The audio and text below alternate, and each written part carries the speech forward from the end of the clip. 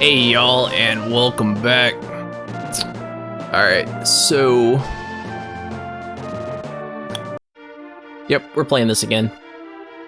I thought about playing Tales of Arise tonight, and I don't want to. So, yeah. I have some pretty sharp plans to finish that game this week, but we'll see how everything plays out. Man, I am so exposed on this light. 1 second. That's a lot better. Alright, so first things first, we went to Archfiend Palace. We tried the door. I might have called it Armageddon Palace before on accident, but we went to Archfiend Palace. You have to go there first and click on a door, and it's gonna say, "Oh, hey, buddy, you need a ring." Hey, oi, oi, oi, oi, oi, what's good? What's good, my friend? How was grading papers today? Unless you did it. Because if you didn't, you're bad.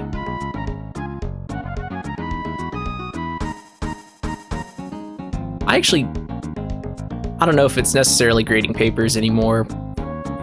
I imagine at this point public school has a lot more digital assignments. I could be mistaken though. I know things were getting rough when I was in school. They started printing like 2 worksheets on the same piece of paper. They handed you that baby landscape, not horizontal. Or not vertical. They handed you that landscape, baby. I always mix up landscape and horizontal the first time. Alright, so basically what we want to do here. Oh, I bet, especially first week of school. You know, you gotta keep them guessing. You can't make them think, oh, well, it's the first week of school, it doesn't count.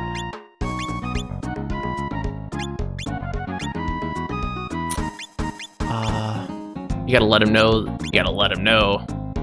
That works valid from day 1.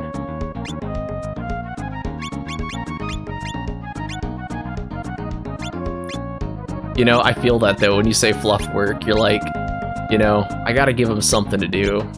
And I'm sure you're probably, I think it was Lance we have to go to, that's right. I'm sure you're probably like, I don't know, do you ever not given an assignment for the sake of not grading it? I'm just curious. Like, have you ever have like lazy days at work? I guess is what I'm trying to ask.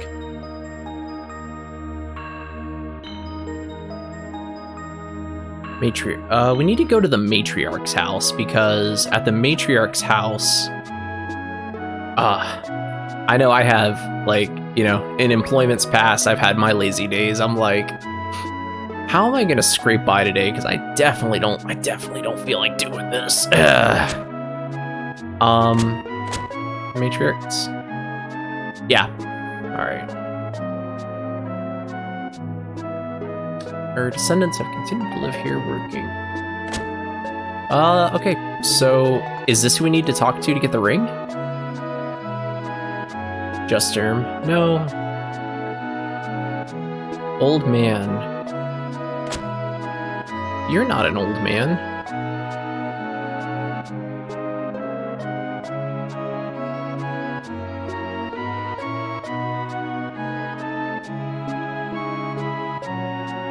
Bit of gratitude if you succeed in sealing the abyss gate. We're all counting on you. Oh, okay. Hold on. I actually thought about this last time.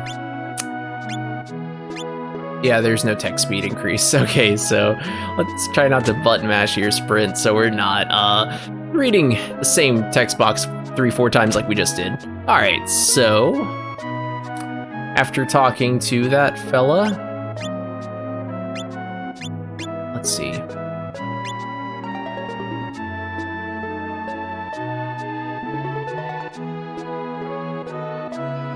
When you say called the audible, do you mean literally like an audiobook? Because that sounds like something I would do. Like, let me take someone else's curriculum. We're borrowing this today. All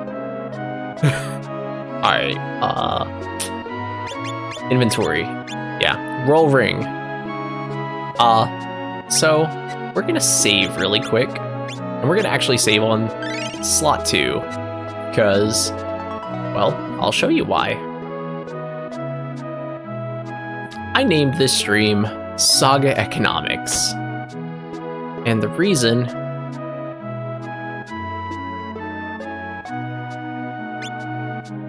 I don't blame you. See, I couldn't be an educator. That's just not the cloth I was cut from. But, you know, it's good that you have that option. That's, like, really good, because, you know, some days students, I'm sure they're just, like, not having it. Probably that happens a lot more than you not having it, you know?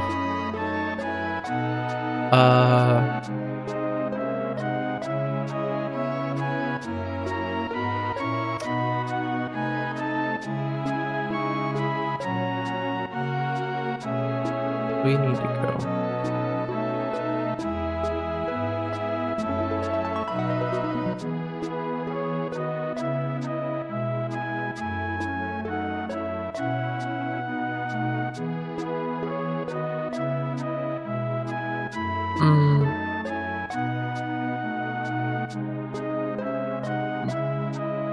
One second.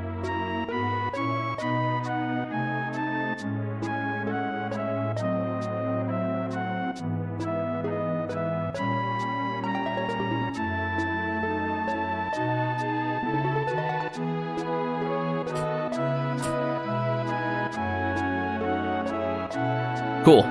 There we go.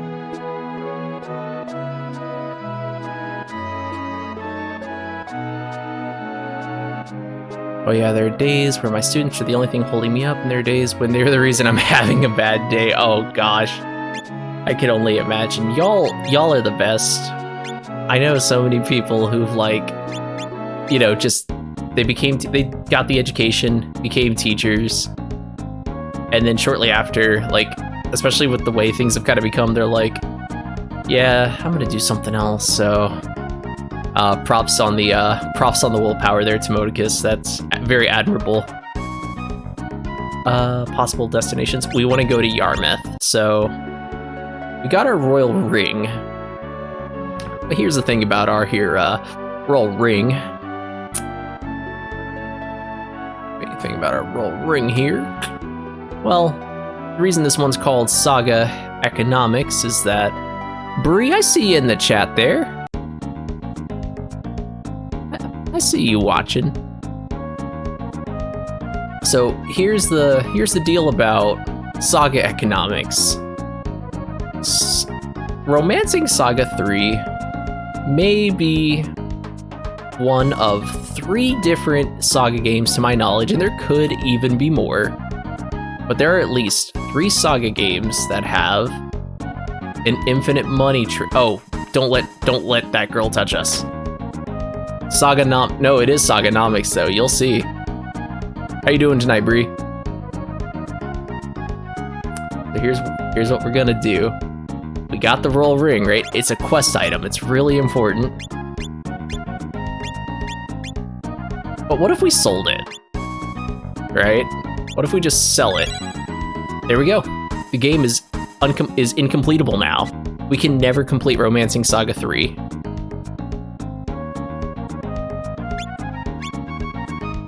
But what about this fine ring?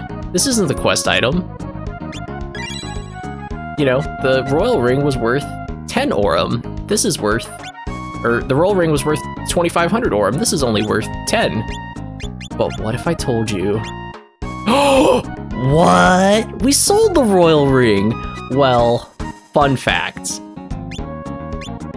You can keep selling the royal ring over and over again. And if you can sell one at a time, buy a fine ring, and when you open your inventory, for some reason, it will be a royal ring.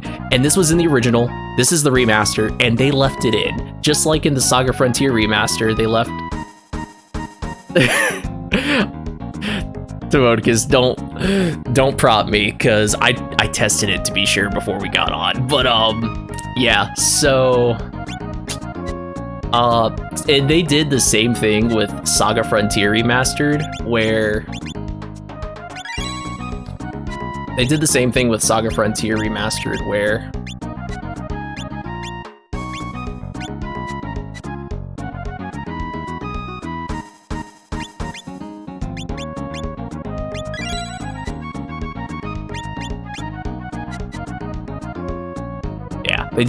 in SaGa Frontier Remaster. They kept all the glitches.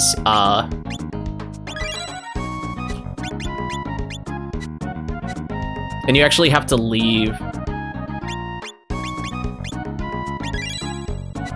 You have to leave, like, out of the shop menu, and then anything over 10,000, it goes to your, quote, bank. And I'll explain bank in a minute. Bree kind of knows about the bank already because in Romancing Saga 2, there's an Imperial Treasury.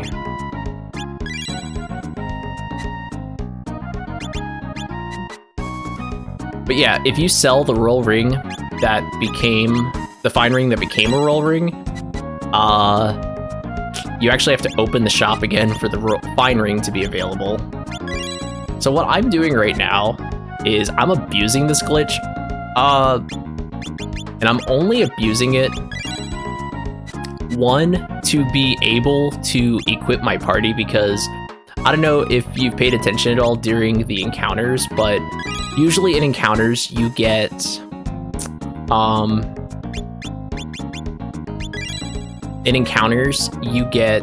between 5 and 10 money, Aurum. It's called Aurum in this game.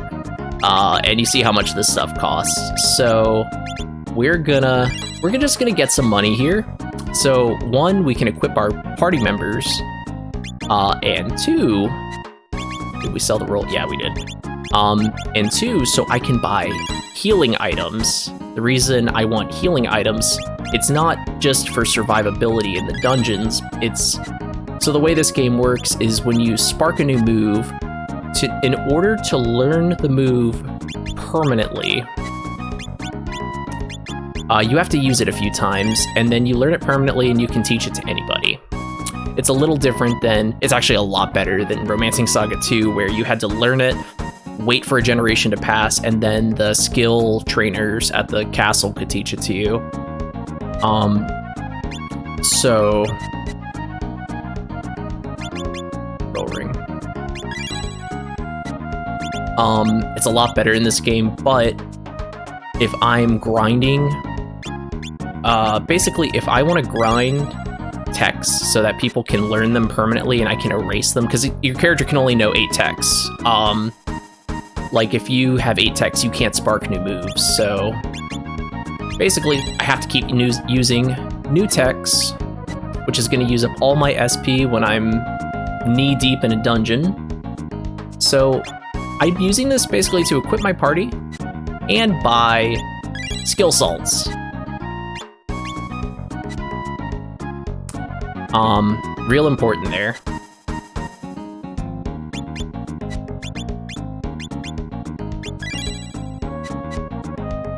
What I will not be doing, however, you know, I'm reasonable. I'm reasonable. I don't just sit here and abuse glitches to the fullest, because if I really wanted to abuse it, the royal ring is actually a broken accessory as well. It's just every turn in battle, a character with a royal ring equipped restores 50 HP. It also has like 5 magic defense, which is really good for an accessory. But yeah, it's just a regen item for 50 HP, and you can equip 4 of them, so you can basically recover all your HP every turn.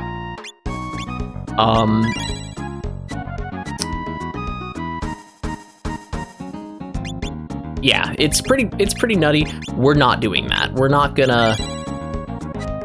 I'm not gonna put 4 roll rings on every character. That would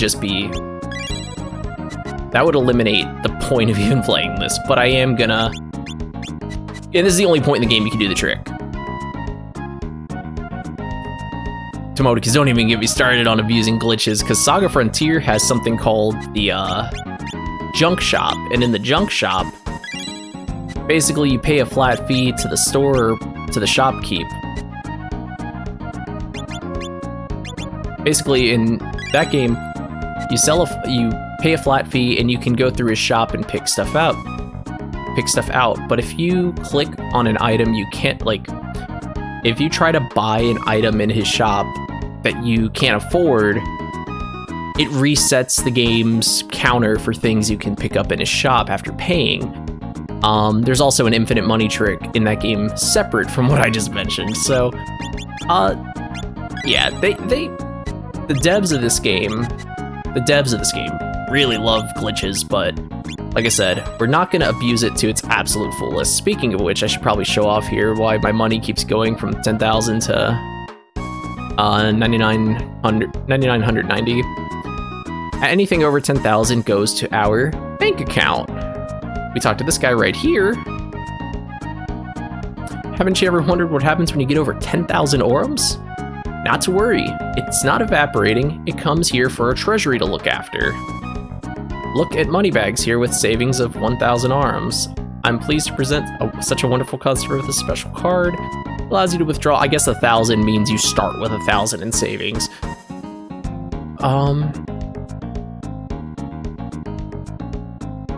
So actually what I want to do here is sell the roll ring. Sorry. Buy the fine ring. Sell. Oh, I gotta back up the menu. Before I do that though, and he actually does not tell us how much we have, but can I check balance?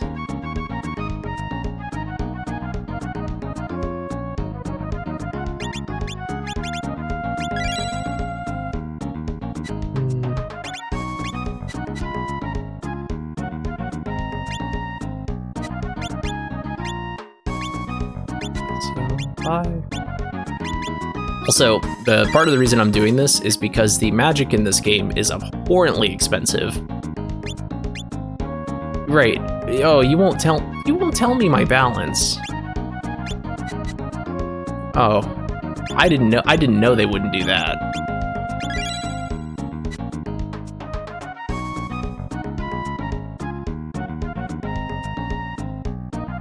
Hold on.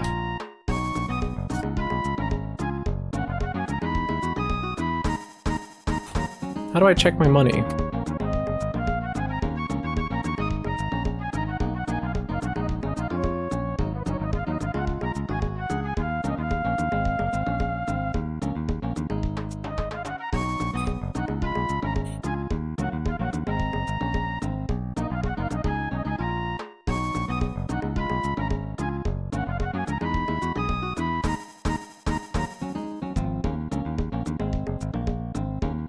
Okay. I can now confirm you cannot check. That's crazy, but I guess it balances it out a little bit. But like I said, I'm just doing this to get some spending money. So I'm actually going to buy this, let it be a roll ring, buy some equipment for my party, and see just what we have here. So also, how much stuff do I have in my inventory? Because you can only have 8 pages worth of stuff. I know, it's sucks to be me. It's awful. Can you imagine going to the bank and saying, hey, can I withdraw? Oh, before I withdraw money, can I check my balance? The teller looks at you and just goes, no. Oh, okay. Well, say like, can I withdraw $200, please? And they say, I don't know. Can you? Well, the whole point of the money being in the bank. Why does my mind go to these places? But anyway, so I want to pick up. Mind Salt is in blue. I think it's in blue because it's a healing item, which is a little different from the previous game. So I want to get into stock. I want to get a Gothic Axe. And I think I actually already have a Gothic Axe on Julian. However, this is going to be a welcome boost for Monica. 28 attack versus 7 on the Fleuret? Yeah. So that. What else do they have here? I'm gonna get this. I don't have enough for the spear. I'm gonna get Knight's Armor. I get a Knight's Armor. And shields are not that good. Shields are really heavy.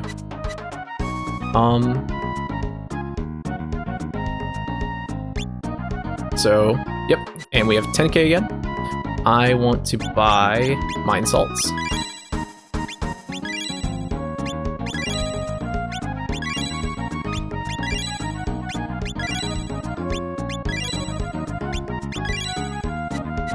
And let's load up our wallet again. And let's buy some more Mine Salts.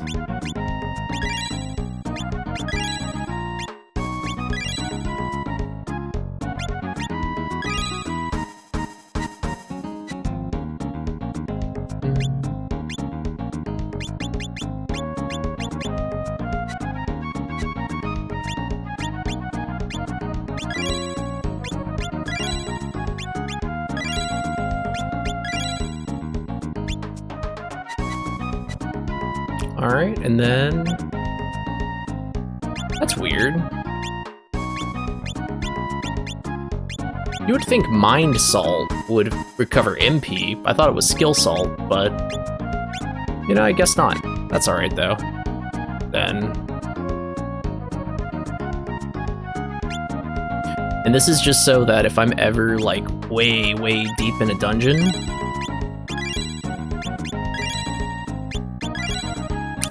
you know, I don't have to backtrack to restore my SP for boosting skills.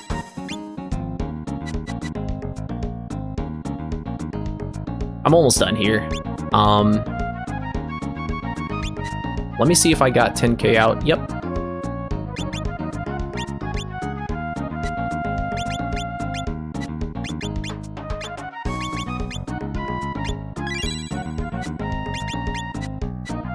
I'm just gonna buy and sell the Royal Ring just a couple more times, just to make sure I have some extra spending money.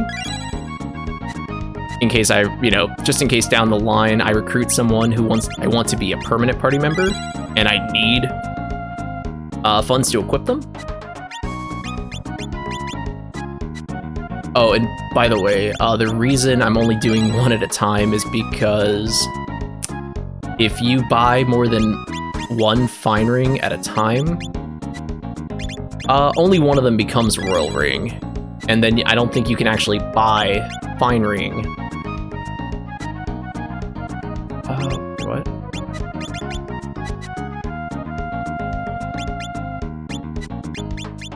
There we go. I don't think you can actually buy a Fine Ring while you have a Fine Ring, so... Yeah, so you have to do one at a time, but you get 2,500 a pop. It's a lot of money in this game when you're only getting between 5 and 10 per encounter.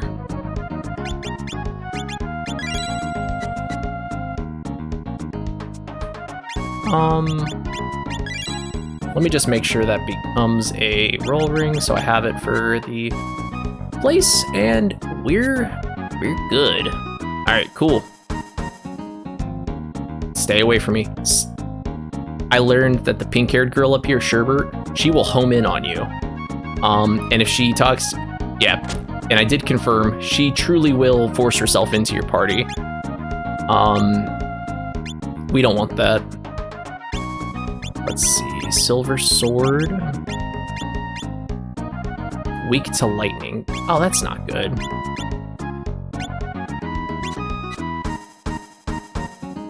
And then, excuse me, but that isn't the exit. Oh, what the?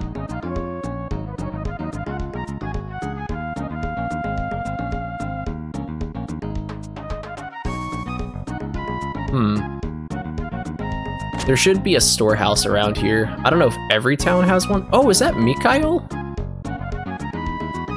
Is that Mikhail? That looks like Monica's brother.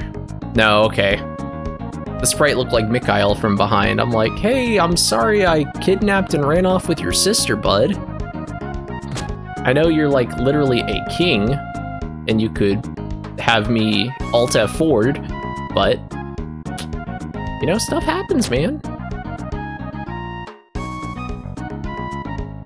1,000 orums? I have infinite money. I'll buy this place for 1,000.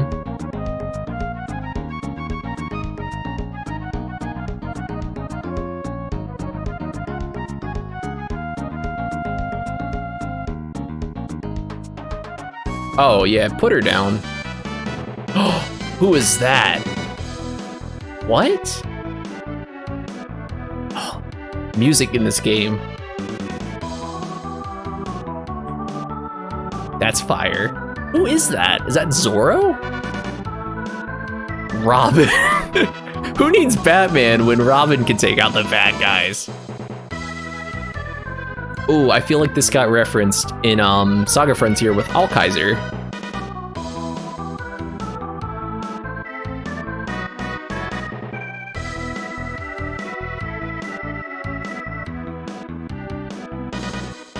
Timoticus, you know this music is bumping.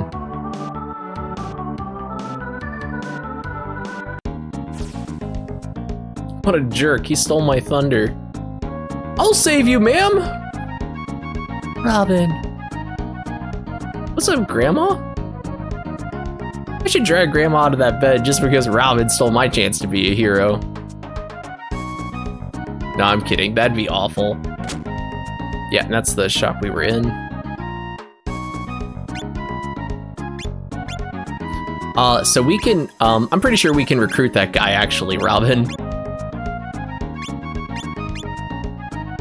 So I want to head over to Pharos. I want to check the, oh, she's here too. Gosh, stay away from me.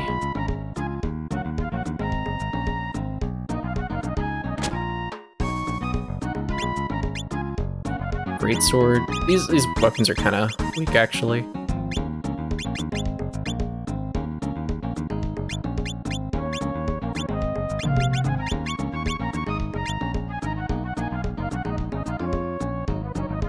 Means dirt. Those are pretty good. I'm gonna get that, and one more actually. Then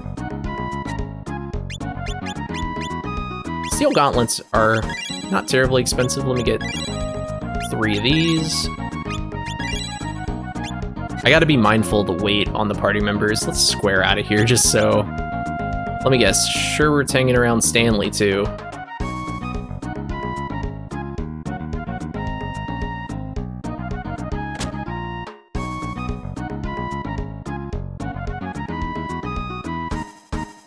I sold everything in the shop to the Stanley army. What a life.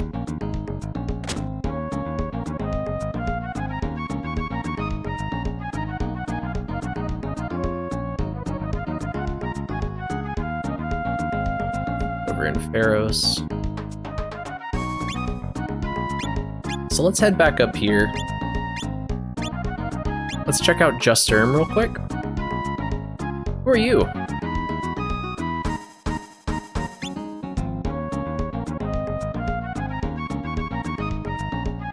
More of them, the less quarry that remains for us, not to mention the threat they pose to the hunters as well. Leave it to me. Let's head to the Arctic Lake. Cut them off at the source, I say. Yeah, so Ward joins us. Yep, and we got a trophy for recruiting Ward.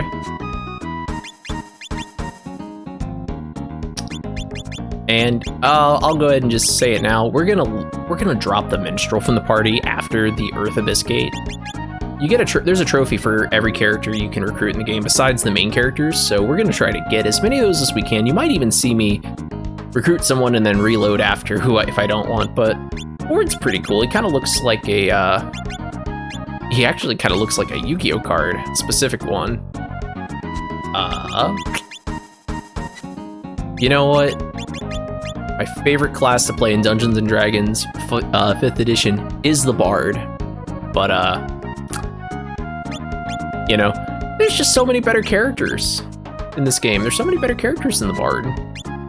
But he's like the beginning character. He's like the best beginner character. Mostly because he's really easy to recruit. So I don't need this sword on Julian. Rigid leather. Let's hope we don't get hit by any resistant to status ailments. Belt bracelet.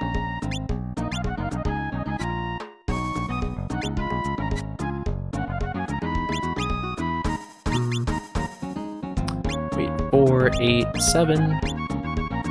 Or excuse me. Wait, 4, 6.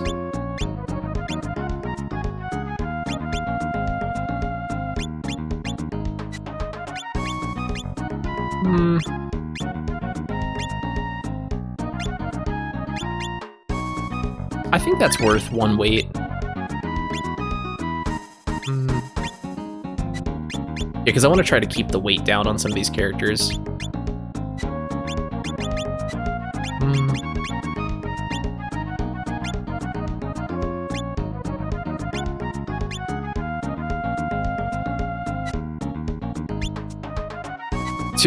We have 2 crescent blades. Oh, I never even realized Khalid had a spear.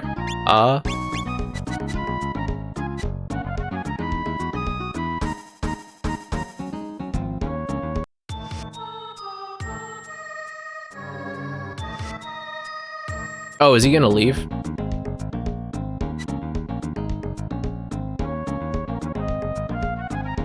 Oh, okay. The game's going to make us do this first. I see.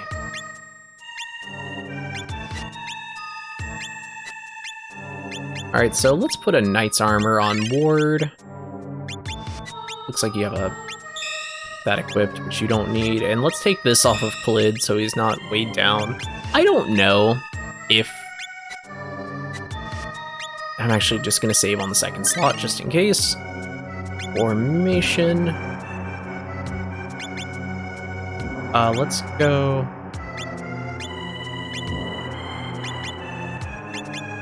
Go Whirlwind. Then I'm gonna actually switch the Minstrel out for Ward. And then let's put the lid in front of you. Nice. And then one more important thing. Minstrel. When I kick you out of the party. I don't... You have to unequip people in this game before they leave you, or else, well, you lose the stuff. Cool.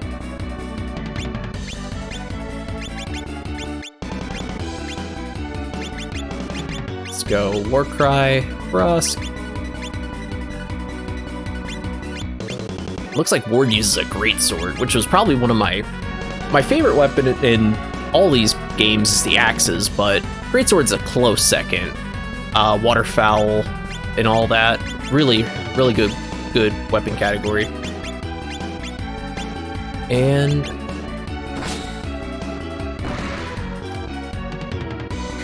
yeah. Oh.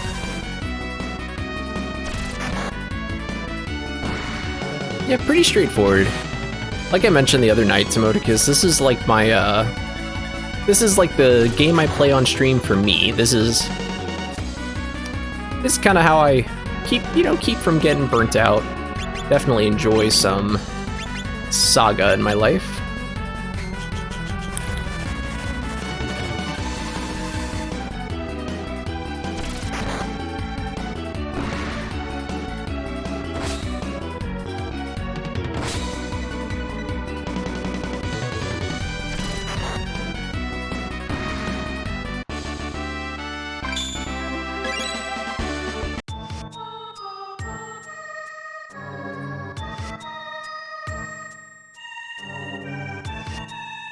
I like that a game for you.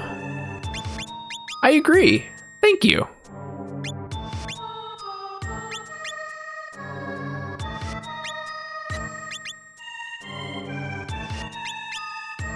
Oh, wait, I realize I like that.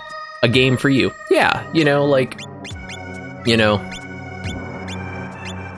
I can't let myself, you know, I would have stopped playing. If it were casual, casual in the respect of not streaming it, I would have stopped playing Arise a while back, but, you know, we're not quitters. We're not quitters on this channel. Anything I've streamed, even one-off, I plan to come back to at some point.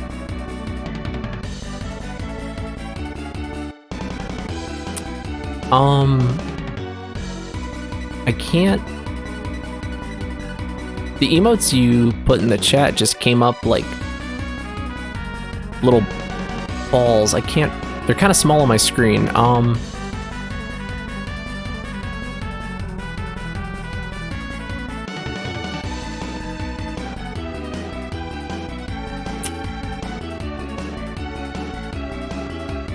The colors of my monitor make it kind of hard to tell. What are those?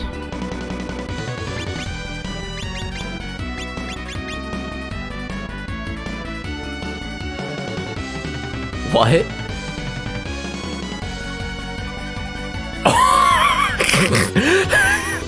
You mean like this one, like the meme? I'm weak.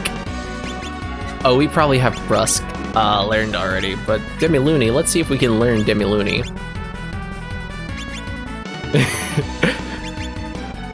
I like how you said the Italian hand gesture, like there's only one, but you knew I would know exactly what you meant.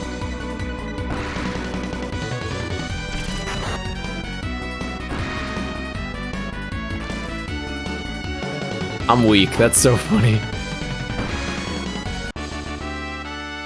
Alright, let's see.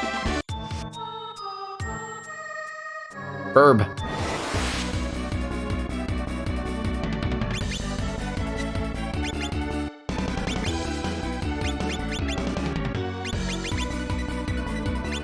Prison.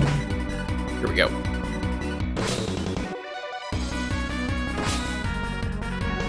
I plan to tackle the Earth Abyss Gate tonight. I'm not sure if we are going to be able to fight the boss there. Maybe?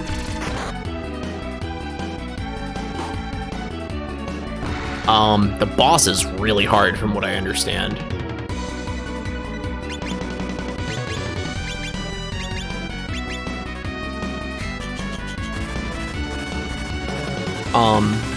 So I'm gonna have to play that one by ear.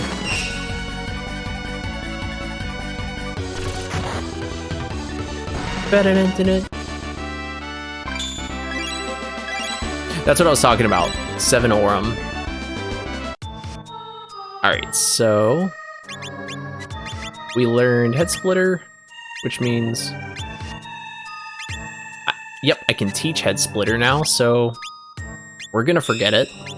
I'm gonna leave Mega Hawk on. I'll go ahead and remove Tomahawk. But... and we're still...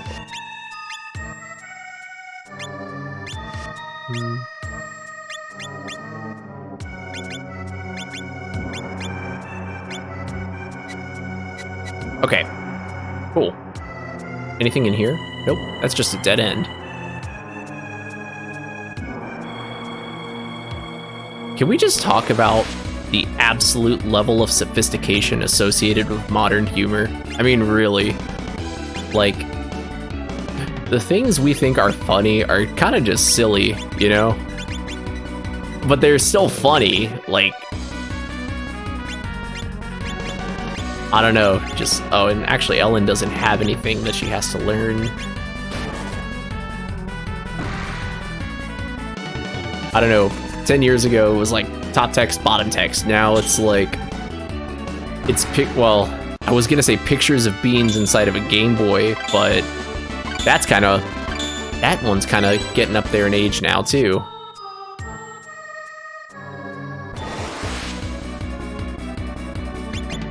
Got timber, cross slash, blunt strike.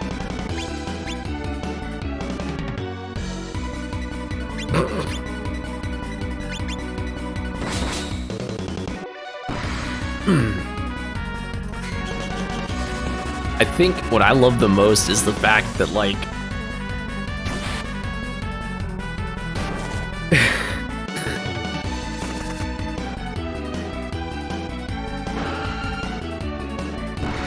you know, the way I see it is like,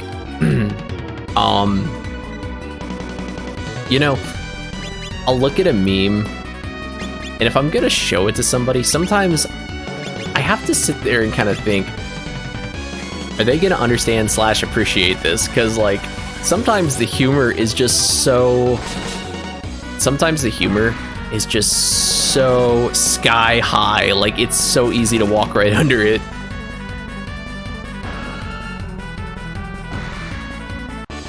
But then again, what do I know?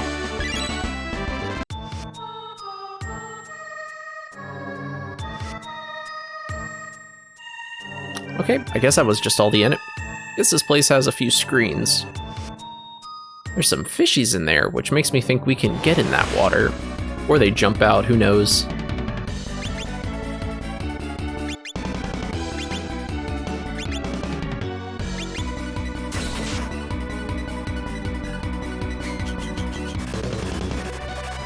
Yeah, so we're,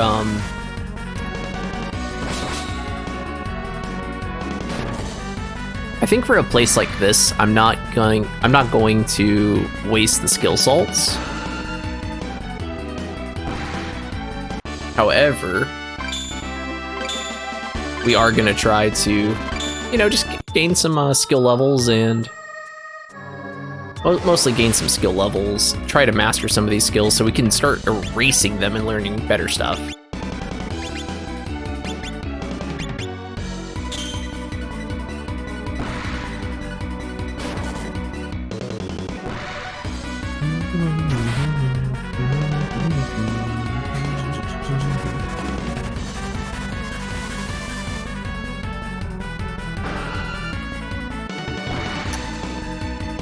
Okay, I will admit though, some of the internet memes, some of them I think are just kind of stupid. Like, I got really sick of Ugandan Knuckles at one point, but that was around for, like, usually the life cycle of a meme being everywhere. It tends to be about a month, from what I understand. Ugandan Knuckles, I feel like I saw that everywhere for years. So I got pretty sick of that one, but that water looks way too deep for me to run in, so I'm curious. I'm curious how I fight those fishy enemies in there.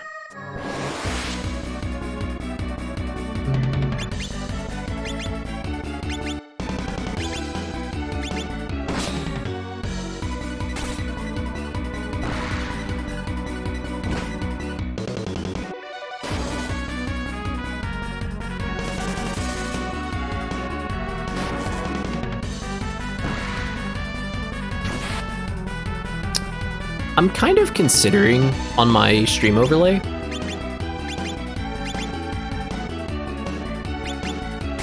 I'm kind of considering making the text box a little bit shorter. I was gonna do it tonight, but it kind of just slipped my mind when I was getting ready. But I was definitely considering it. I think I'm looking at it now. I think that may be what I do, because I feel like I'm just missing half the screen sometimes. I mean, it is transparent, but I don't know. I think I might try it. I think tomorrow night when I stream, I might try it shortened. You know, see what's more visually pleasing. This takes us up here. This is the other side. Other side of that lake. Here's one of those whirlwind Ganon boys.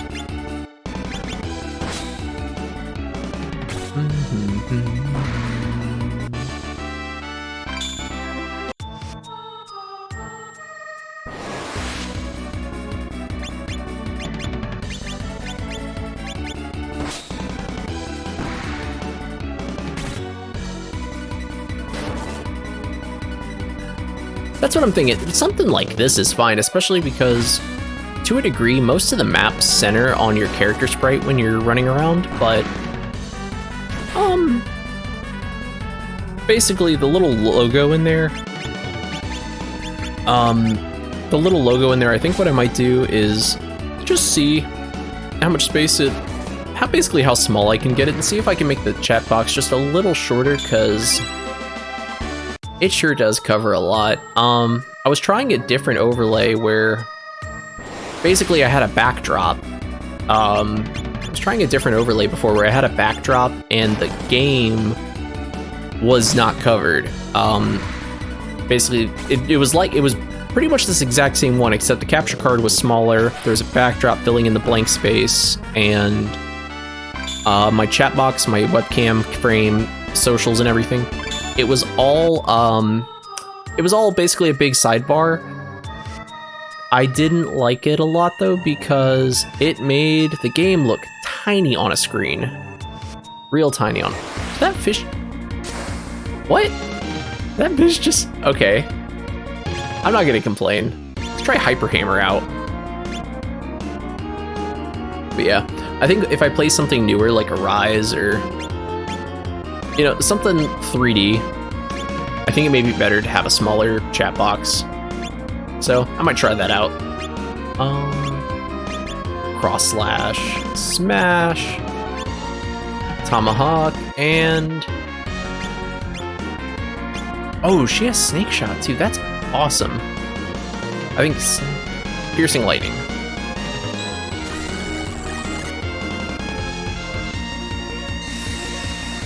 Doo-doo.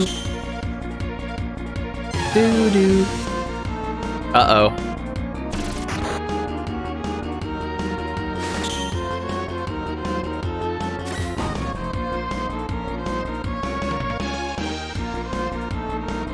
And let's war cry. Cross slash. Smash. Tomahawk. Short sword. At the start of turn. Oh, let's try to feint. It does. Okay, it looks like it does not affect him. It would say miss if it does, but it didn't connect. But if it doesn't say anything, it means it missed entirely. Or it means it doesn't affect him, period. Get Warcry going on Julian.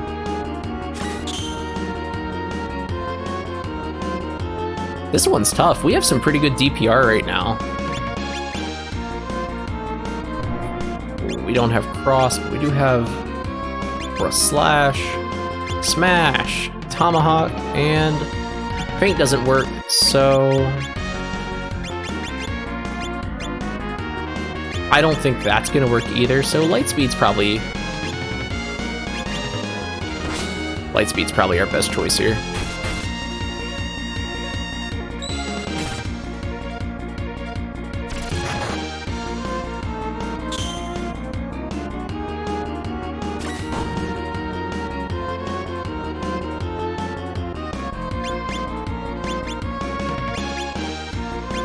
And Lightspeed. I wonder how much damage, considering this enemy is a regen, I wonder how much damage we are actually doing.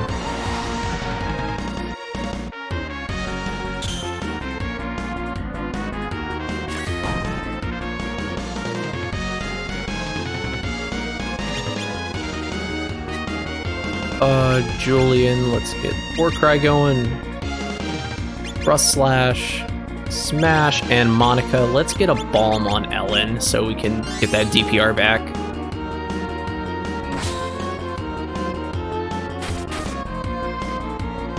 Oh, thankfully that didn't just immediately take out Monica. There we go. Hey, just in time to get some experience.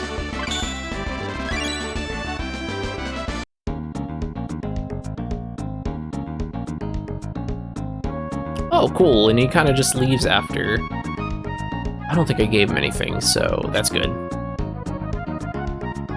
And unfortunately, I think the minstrel's back in our party, so live and learn.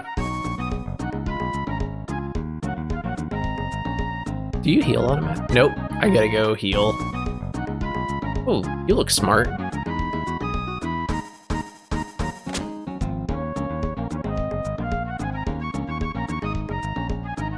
Offer me a room. Yes. Also, I guess Ward isn't a oh, I guess we can recruit him now that it's over, but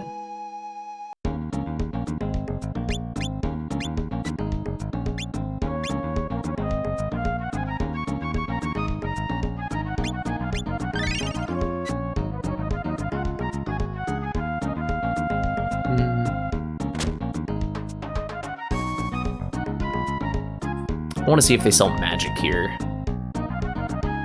Oh, can you get out the way? That's great. But do you want to walk out from in front of the weapon shop? Oh, you nerd. Did I check the pub out here already?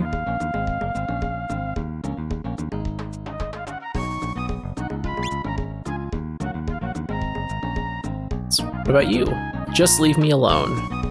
Sanitarium. No, I'm kidding. Who are you? Magic shop. This is what I'm thinking. Oh yeah, so this is that sweet, sweet magic I was talking about. What do we got? Water of life.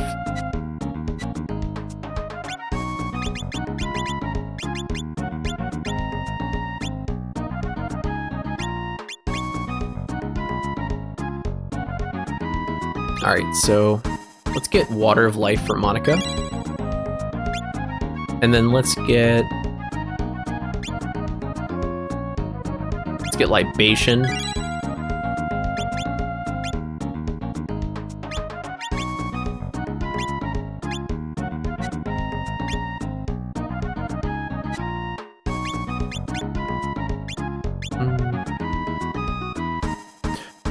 Magic's a little funky in this one.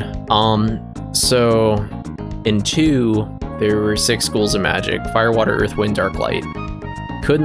You couldn't know fire and water at the same time, you couldn't know earth and wind at the same time, and you couldn't know dark and light at the same time. This one, it's fire, water, earth, wind, dark, light as well. They have different names. They're named after the I actually don't know what you call them, but like the Suzaku, Byakko, Seiryu, and Genbu. You can only know one of those schools of magic, and then there's like a light and a dark, and you can only know one of those. So you actually each character only gets 2 schools of magic available to them, so really gotta spread it out a bit. Oh, and there's no global levels like the previous games, so everyone's magic skill is unique to them. So, yeah. And I want to get Thunderclap. That sounds pretty strong.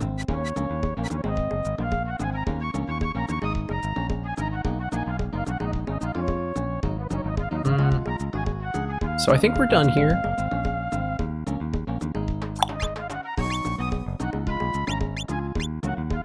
Nothing over here yet.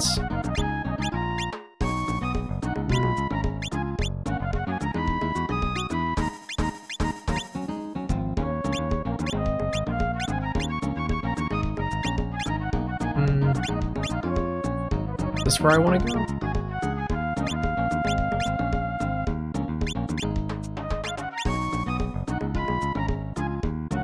Oh, actually, do they sell... What do they sell here?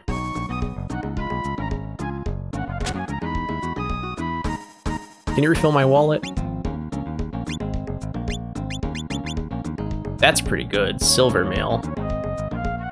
Weak to spears and bows.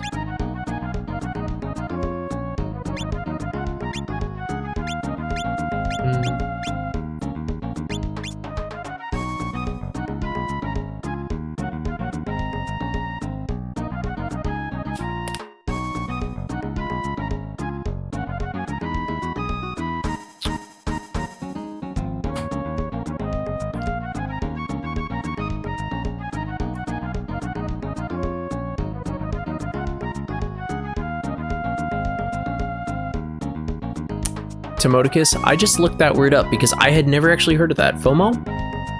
But yeah, I can relate. Wow, I didn't even know there was a term for that.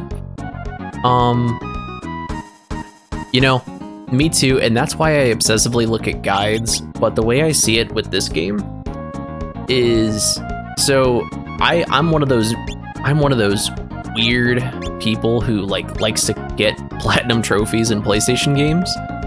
And to get the plat in this game, you have to beat it with every character. There's 8. We're doing the first one still, so I'm gonna have plenty of chances.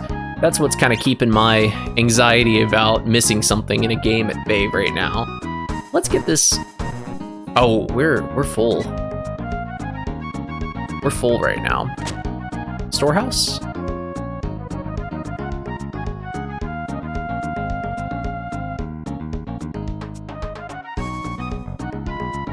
I wonder what the origin of that word is, like what made them choose FOMO. Oh, by the way, that old man I just talked to, that's the pink-haired girl's dad who always tries to join our party.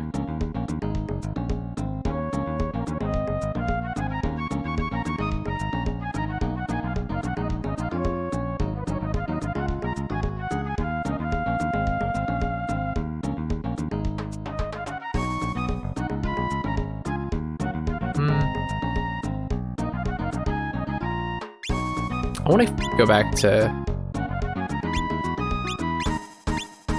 Let's go to Zweig really quick. I'm still learning the map in this game, and it's really open, so... Just trying to find my way around here. Zweig, though.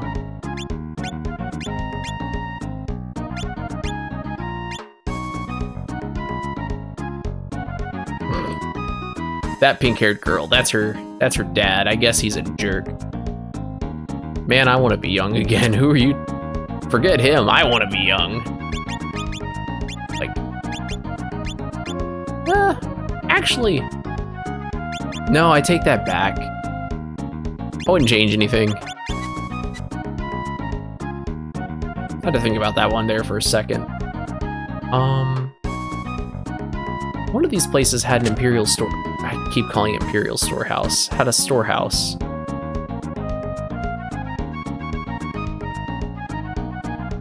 Let's see here. So... Ooh.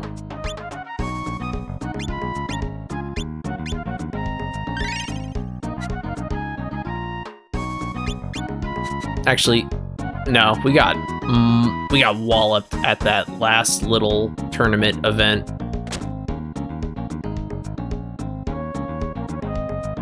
I don't, in what's kind of not really strange, but can be kind of awkward. It's not every town has everything. So you kind of have to, not every town has everything, so you kind of have to get an idea of what has what. Like, not every place has a storehouse, not every place has, I don't think every place has the bank.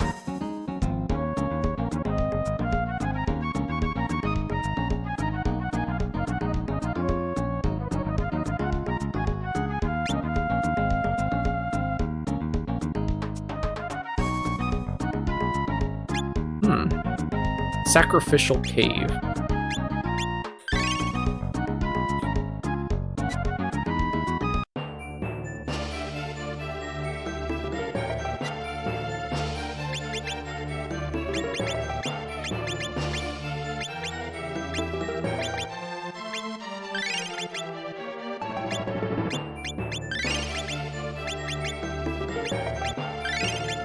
Put some...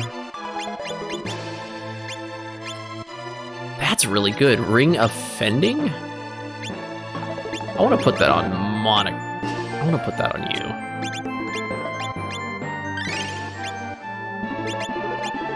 I guess you get some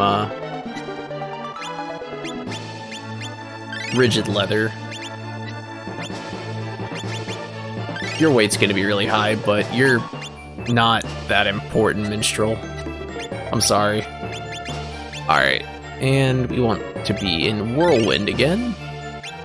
And let's replace Monica with Glid and Ellen with the Minstrel.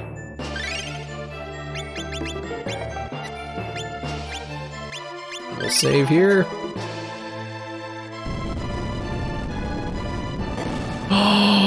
Oh no, we just got finessed!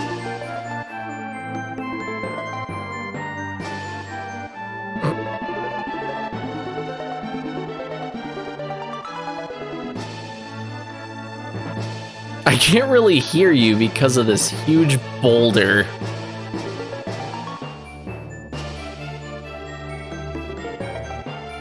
Wow. Yeah, we just got finessed. I really like the animation there. How you just see the light filtering in from the entrance go away. That was really neat. That was a nice little touch. Oh man, that's funny. Well, it's not funny for our characters, but it's funny to me.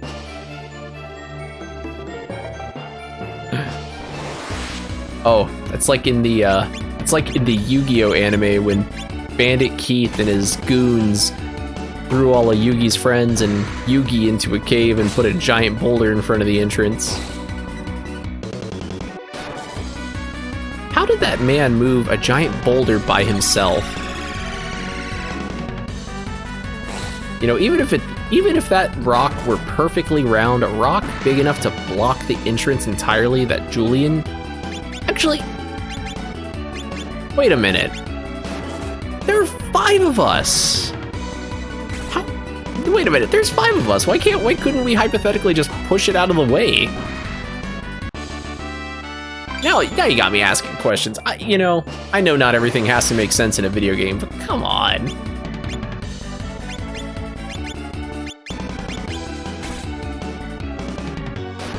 Oh well. Good opportunity to get stronger.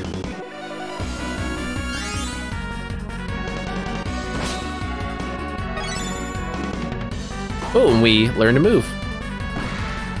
That was some really good damage there, Minstrel. Maybe what they say about you isn't all that true.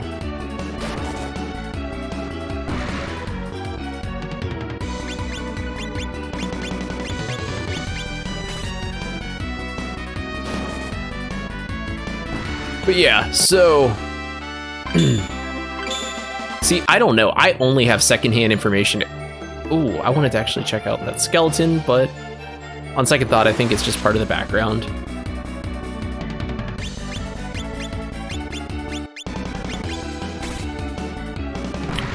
Demodicus, did you ever play Final Fantasy VIII at any point in your life? Because I'll tell you about suspension. Ooh, my eyes are starting to hurt.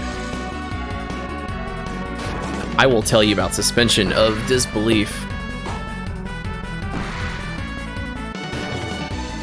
I'll tell you about suspension of disbelief if you have played Final Fantasy VIII. Honestly, if you haven't, I probably will still tell you about it.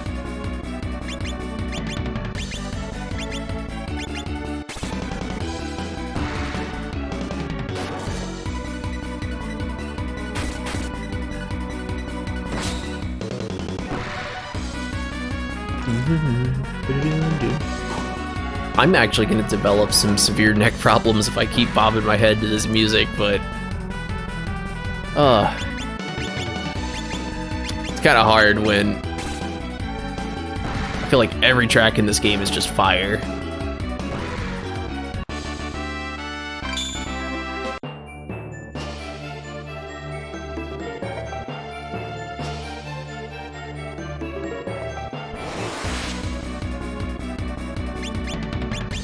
But, yeah, okay, so Final Fantasy VIII,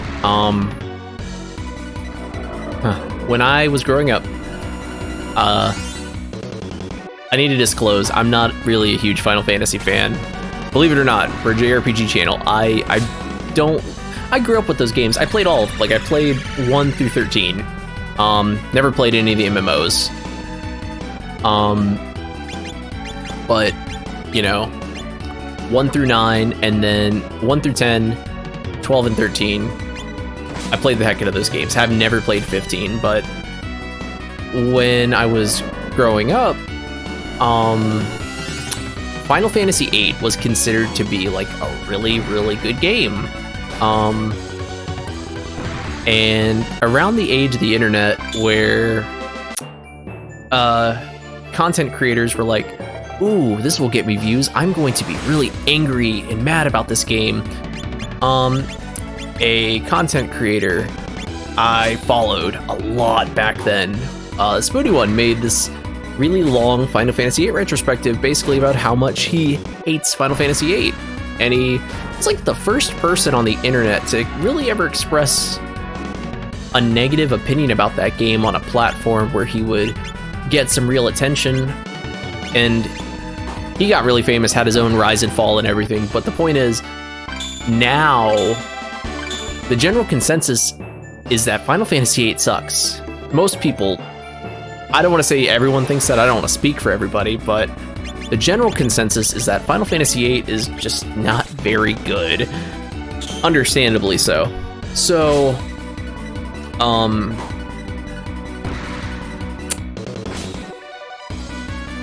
the plot of Final Fantasy VIII, and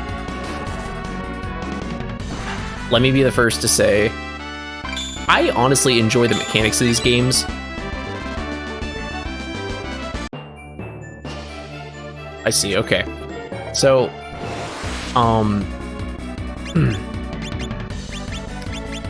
I play these kinds of games because I enjoy the gameplay. I enjoy the mechanics. I really am a big numbers guy. I love numbers, stats, grinding, not grinding endlessly, but, you know, I play it more for that.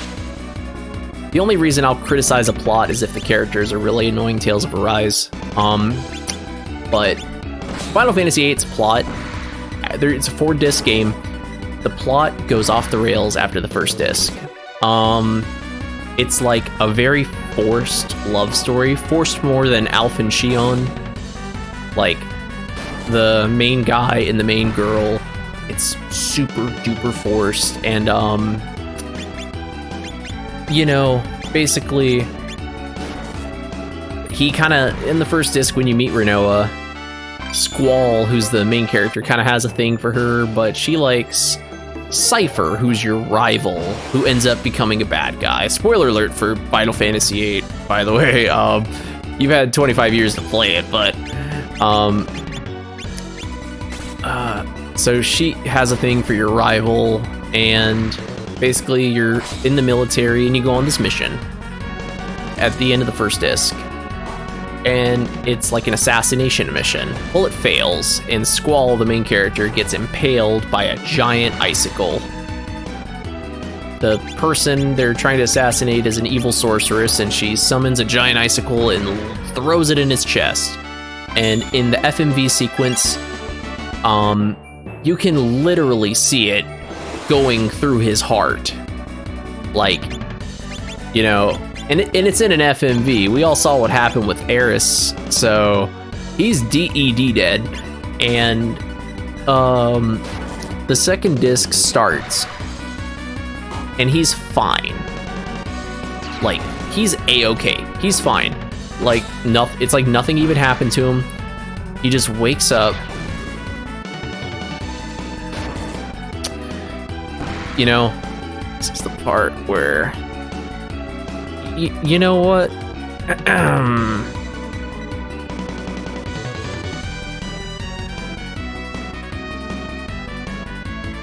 Just because I don't necessarily know how to direct quote chat. You asked for it. And remember, we were talking about plot. But, and that's, see, okay. You know, if you actually don't want me to spoil it, I will not, but that's not the worst part. I'll tell you the worst part, but you may puke. It's like, it's deplorable. It is absolutely just disgusting. What happens in the second disc, because ooh, shinies, and it's guarded by a skeleton. Hi, Mr. Skeleton. Doot doot. It is like absolutely deplorable. It's probably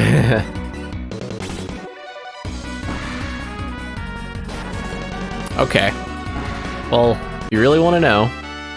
The game has 6 party members.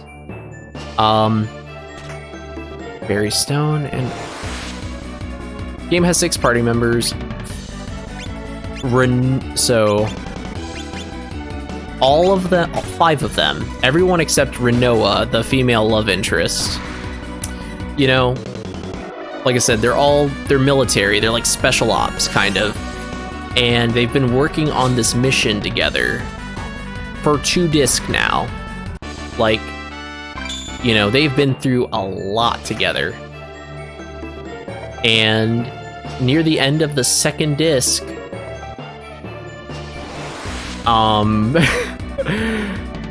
oh gosh, I might need to take like some nausea medication after saying this. So basically,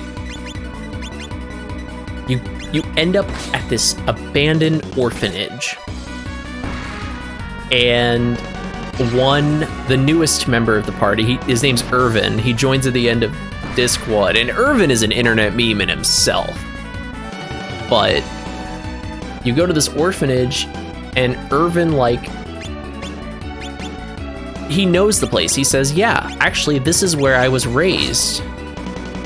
And the other 4 party members, besides Renoa, besides the female love interest, say, wait a minute, I was raised here too. So was I. All 5 of them were raised in the same orphanage, and they were in age, like, they're like the only orphans there. When there's flashbacks, they were the only orphans there. And you see all these flashbacks. They interact with each other. Cypher was there too, the villain one of the villain characters. He was also at the orphanage. They all grew up there, and absolutely none of them remembered. And there's not a good reason for it. They don't give a good reason. Irvin remembers, though. And for the rest of Disc 1 and the entirety of Disc 2, he just doesn't bother saying, hey, by the way, weren't you guys from Adea Kramer's orphanage over on the one continent that we can't get to anymore? Like, don't we all already know each other? Never bothered to mention, okay? Never bothered to mention that they all grew up together. And the others just straight up did not remember, which is insane. So they try to pawn it off. And when I say pawn it off, I mean, there's literally one line where they say, this is what I meant when they said they don't have an excuse. They say, ooh, music stopped. We probably have a boss coming up. The only thing they say, there's like one line about it. They're like, oh yeah, the summons we use, they're called GFs, like the Aeons, Eidolons in that game. They're called GF, like girlfriend. Uh-oh.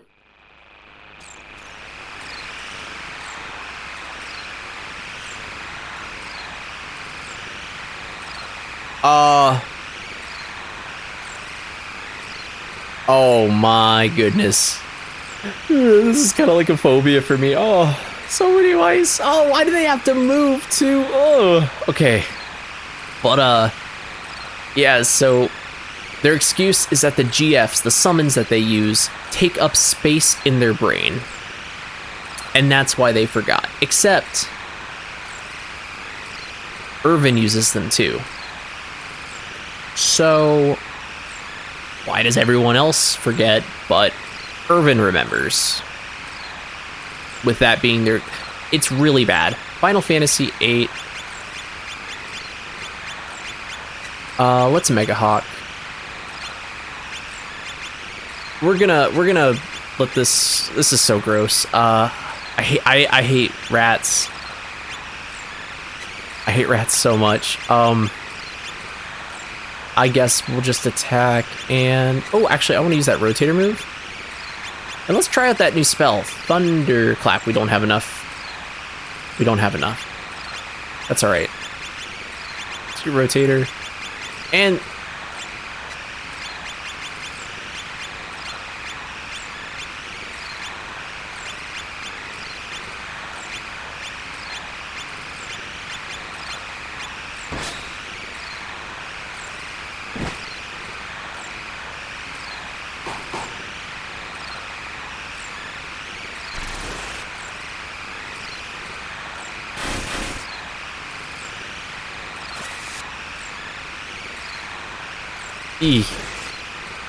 The music, the lack of music and just the sound of rats makes this 10 times worse.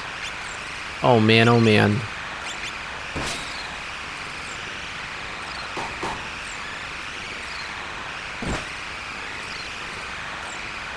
I'm glad they stunned Khalid and not like... Oh no, Ellen's down. Oh, okay, I see. The rats are getting a little less dense. That makes sense. So, let's just use a stronger... Let's go all out. Cross slash. You. Let's get power heal going on Ellen. And... Fierce lightning. Why not?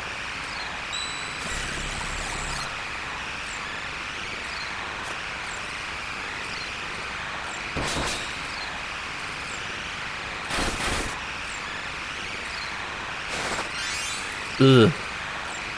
I really don't like rats. Mice are fine. Big rats though are... Big rats are kind of skeevy though.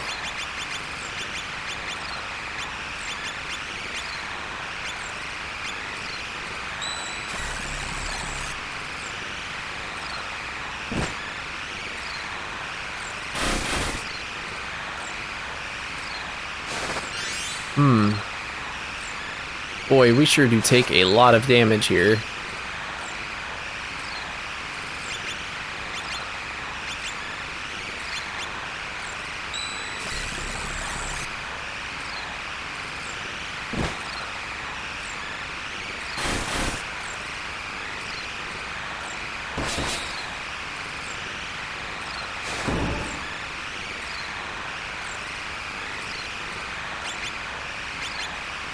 I'm gonna probably need to try... Oop, we're out of,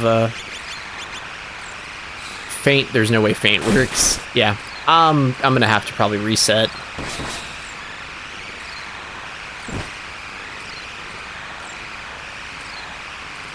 Oh no, what's... Tell me why I wouldn't want to play that game. Please tell me. I'm just gonna go ahead and restart the fight. Oh, the worst part is, I don't think I can... Get out of here. I think I'm stuck here. It's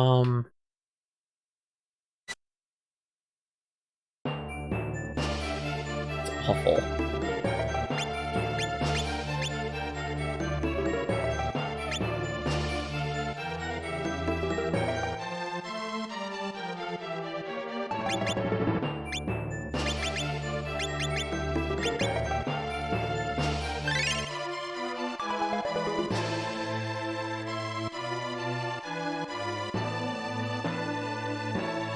Did you... Oh.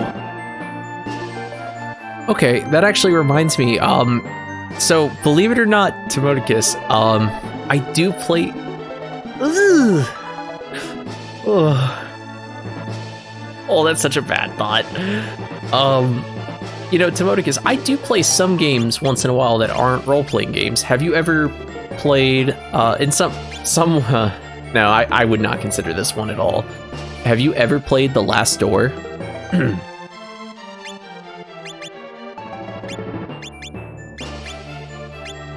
That's another genre of game I enjoy, is like the, those kind of point-click adventures. They're pretty fun. The Last Door is probably one of my favorites, though. Let's give it another shot. We don't need to do Mega Hawk. We can just go all out. Oh no, it doesn't look like the crowd got any thinner. Hyper Hammer. Cross Slash. The last door.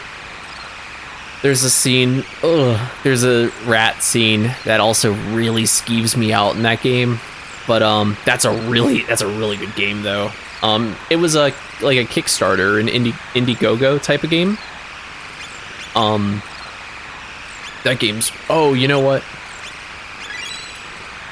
I forgot to do the prep I wanted to do. I want to actually give Ellen a good... I want to give Ellen a good skill to do a lot of damage. Let's see. We want... Let's... Plants. Skeletons. Let's do cut timber.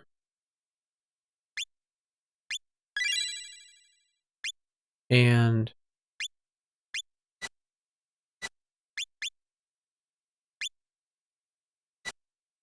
I think we're good. Yeah, that was what I forgot.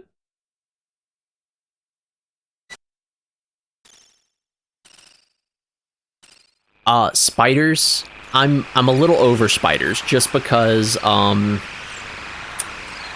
we've got some in my locality, we get some pretty nasty ones. I've had to get used to it.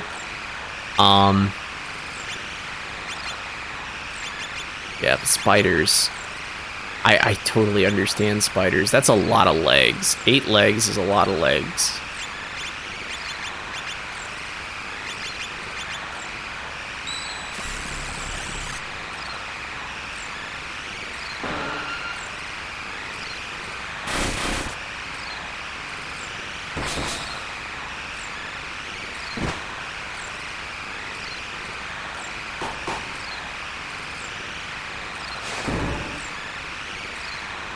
This makes me wonder, is there a correct portion of the crowd to target?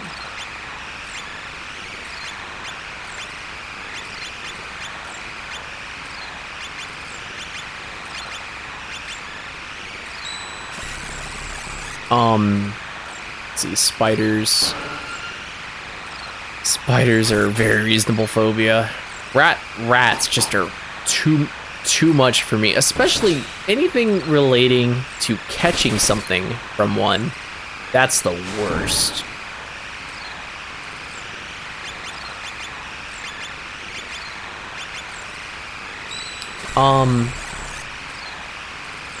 Let's see, rats.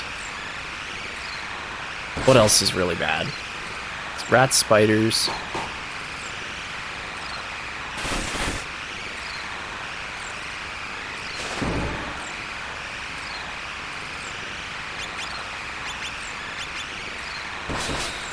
Horror games with... You know, I think you're in luck. I think there's a lot less of those than there were at one point. I think there are a lot less of the spider scenes than there used to be.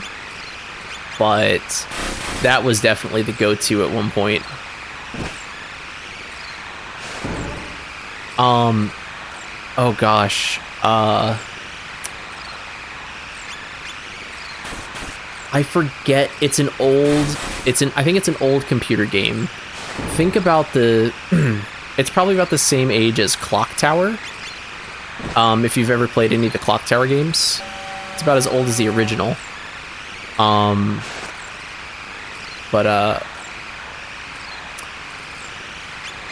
Such an underappreciated franchise.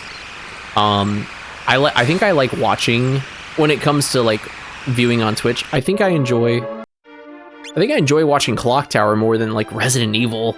Resident Evil is not really a... Okay, let me get this unpopular opinion out of the way. Jump scares are not horror. I know I keep messing with my hair. Jump scares are not horror. Like, if you get in someone's face and scream in their face, of course they're gonna jump. Like, you know, it's human. When you go to the doctor tests your reflexes. It is so normal, but Clock Tower does have some jump scares, especially the whole premise is the whole premise in those games is you're being chased, but okay, I don't think we're ready. I think we're gonna need to fight some more enemies. Yeah, the whole premise in Clock Tower is that, you know, you're being chased, so there are some jump scares, but there is some genuine horror in Clock Tower. Like, although not of the same name, it's considered a part of the franchise. Do you know much about Haunting Ground?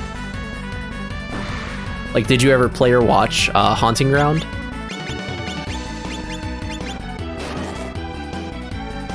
Haunting Ground, it's a really, really rare PS2 game. It's several $100s. But it's like the last Clock Tower game. It just isn't called Clock Tower.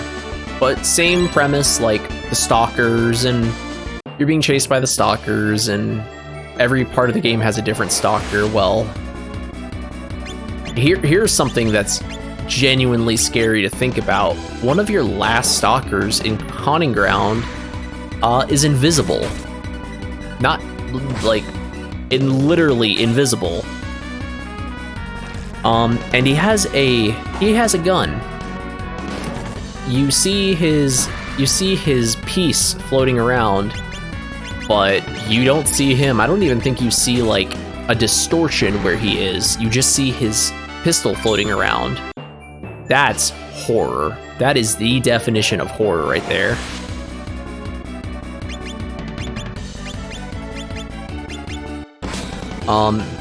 And yeah, an invisible stalker can be jump scary, but I think what's worse than the jump scare from that is just the horror of not even being able to, knowing that if this person is in the room with you, you couldn't even see them. That is genuine horror to me.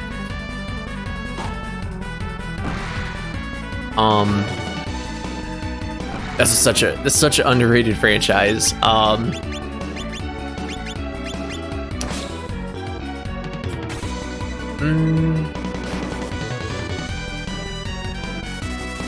Oh, and if you like Fear of the Unknown, you should play Darkwood. That's another non-RPG.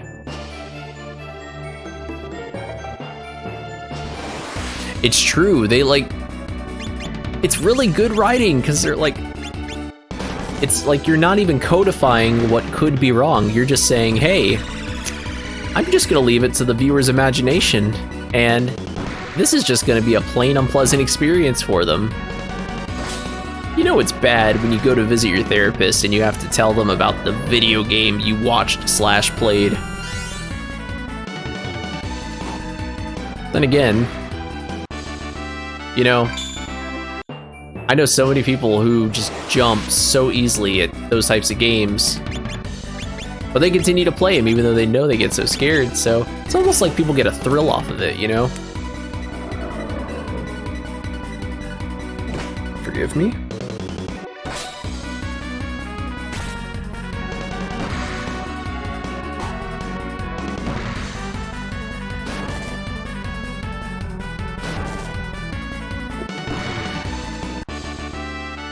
Yeah, but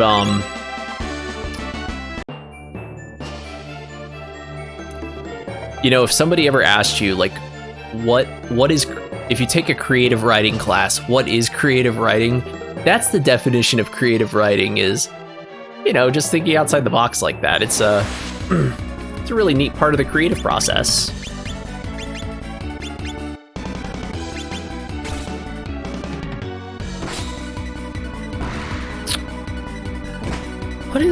What's the last major thing that put that kind of horror in me?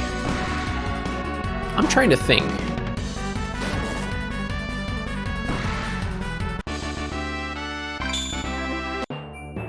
I think the last major bout I had with a level of horror like that was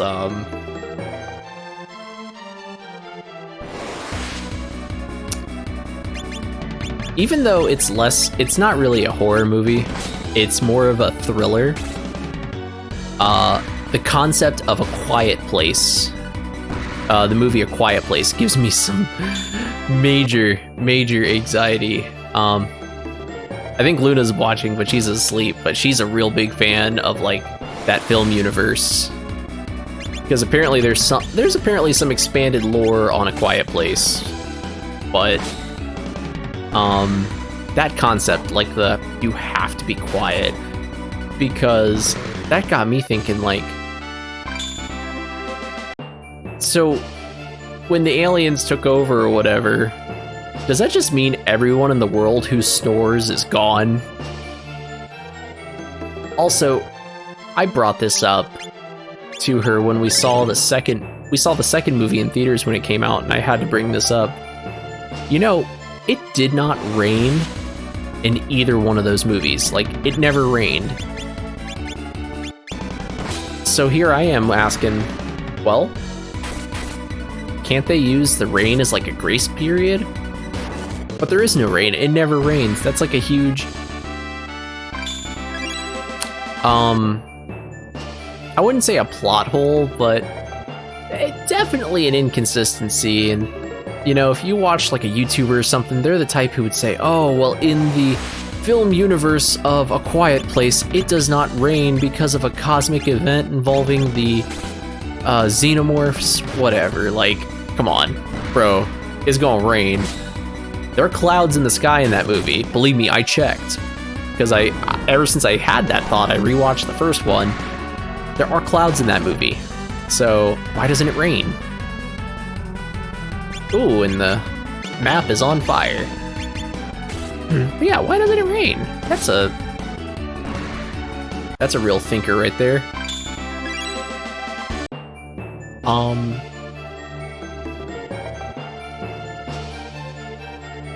That we came from there, right? We came from there.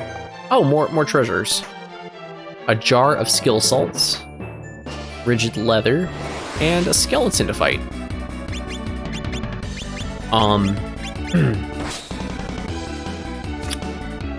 You know, it's not as bad as it's still not as bad as some of the plot holes in the newest Star Wars trilogy. That was kind of difficult for me to watch. I'll admit it, when I saw the 9th movie in theaters, Rise of Skywalker, I did like it. I liked everything except the kiss. The kiss at the end was awful. Like, they've, you know, game and film companies have been pushing romance for so long, but, you know, I don't think they realize at this point. I think the general viewership kind of mocks the romance in, maybe not games, because people have some serious ships for games, but like, for movies though, no one takes the romance in a film seriously unless it's like a film strictly about romance.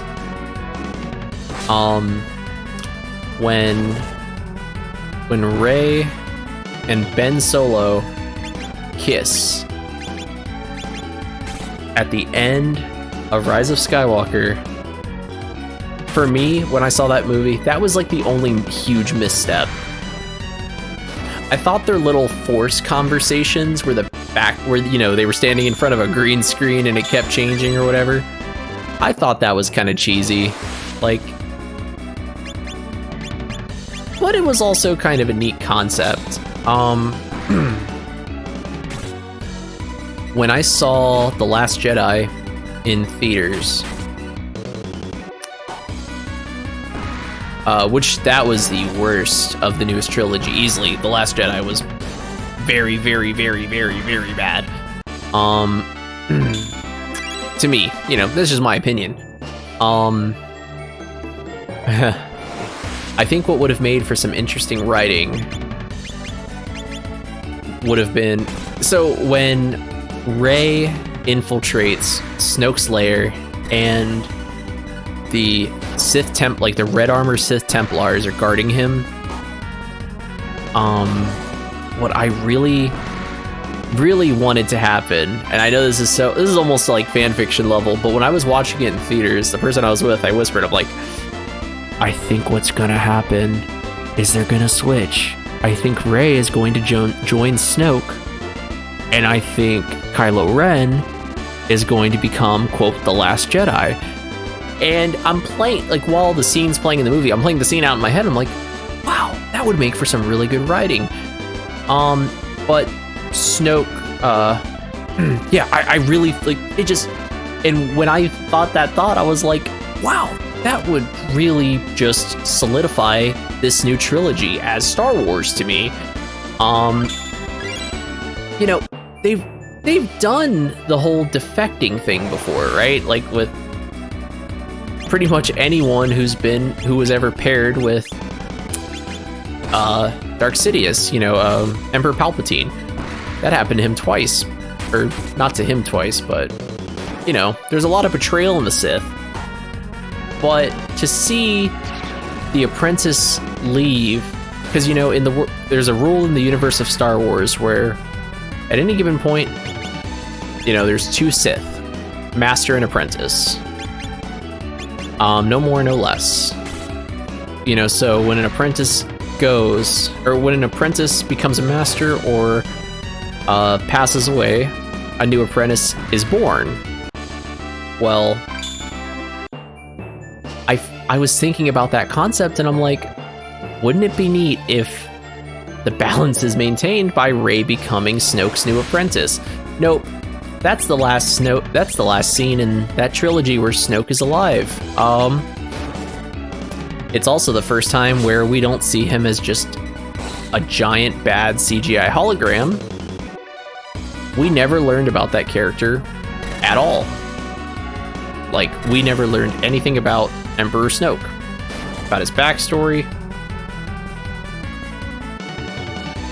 I'm gonna flee, because those ghosts are actually kind of dangerous. No, I didn't mean to flee again. Here we are, this is manageable. Yeah, but I was super convinced they were gonna switch. That's not what happened.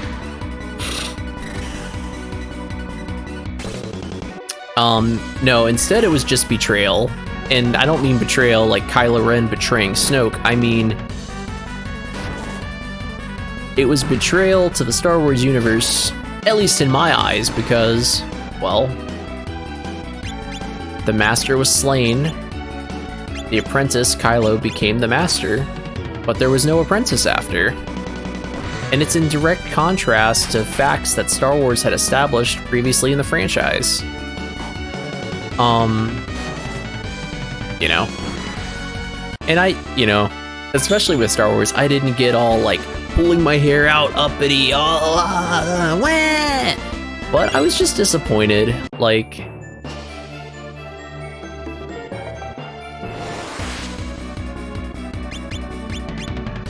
I don't know if you watch anime at all, Timoticus, but I still wasn't quite as disappointed as I was when I watched the Netflix adaptation of Death Note.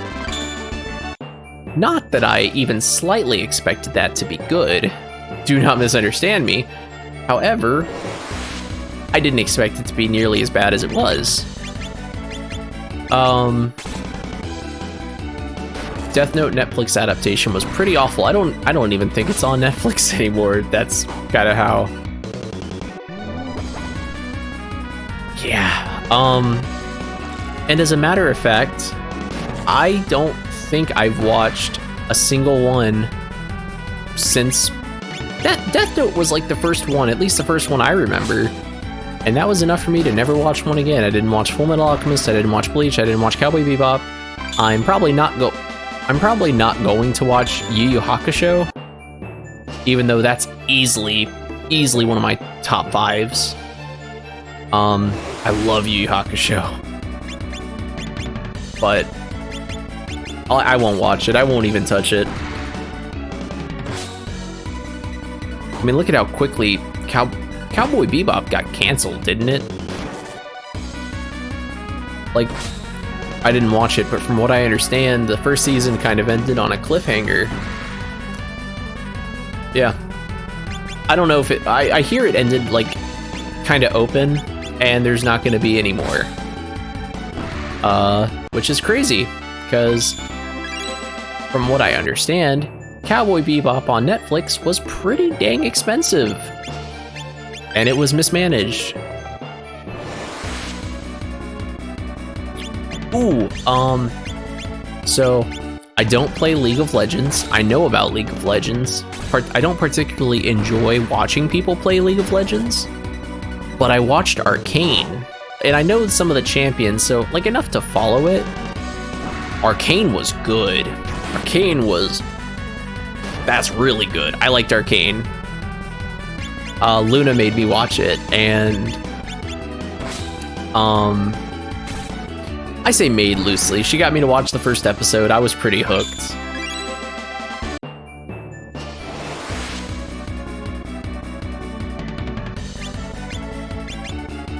I think I can handle one of these ghosts. 2 was kind of rough. But yeah, Arcane was good. Obviously that's not a live action adaptation, but you know, Netflix has made some decent stuff.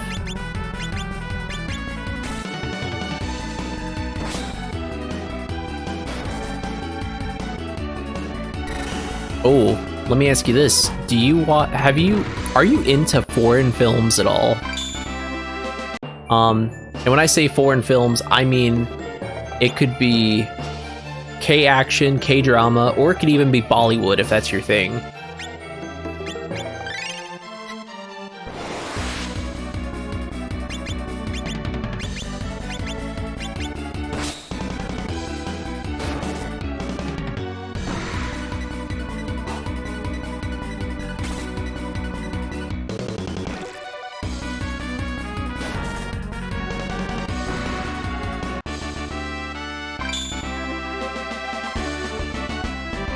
Okay, so I don't know if you ever saw.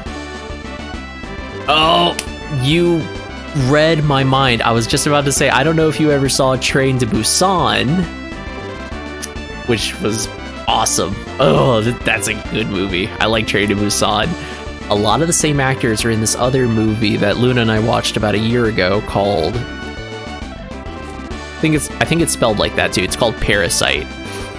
Best Korean film I have ever seen. Oh, you saw Parasite? Oh, that is easily one of my favorite Korean films that I've seen. And then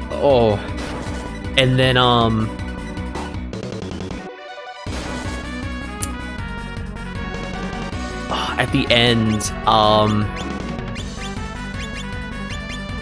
the lights flickering and him in the basement. Oh my goodness, that film damaged me. That was so good. I mean, damaged me like psychologically, like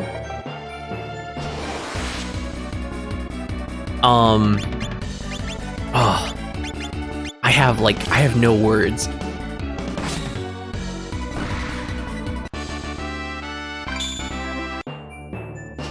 And then, like, the parents, you know, the ones who hired, you know, the family. I don't remember their names, I'll admit, but the poor family, the rich family who hired the poor family, they were just awful. I mean, they really made you detest them severely. That was just a really, really well-made movie. No elements of fiction needed.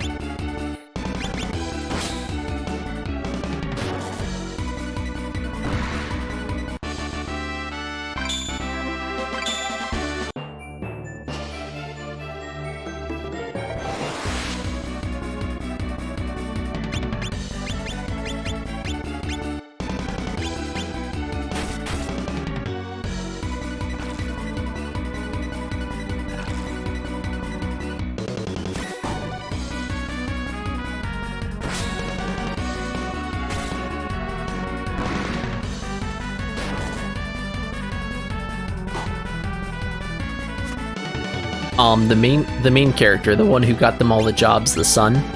I really like his sister. She's cool.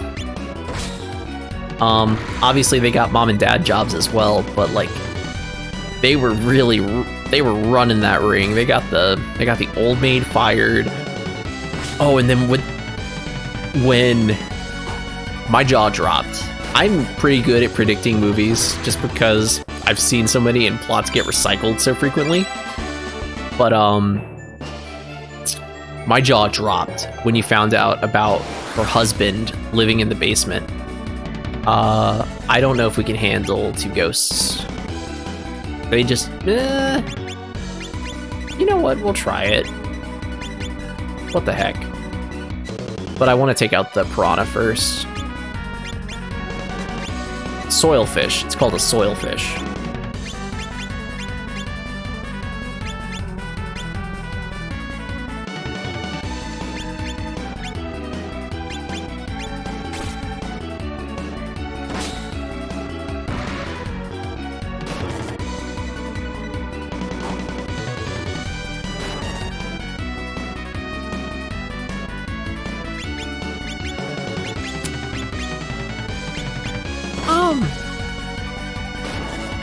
What was the reason? What was the reason to sympathize with them? I don't quite remember everything about the film. I remember the major points, but what was the reason to feel for them? Could you elaborate?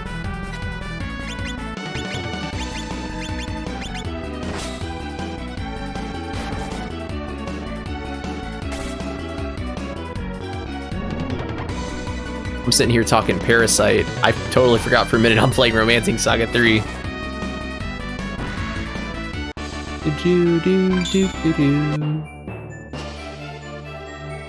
Alright, I guess we gotta...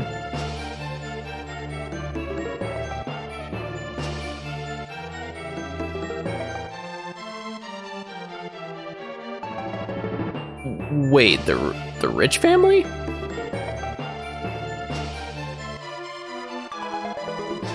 Am I misunderstanding that?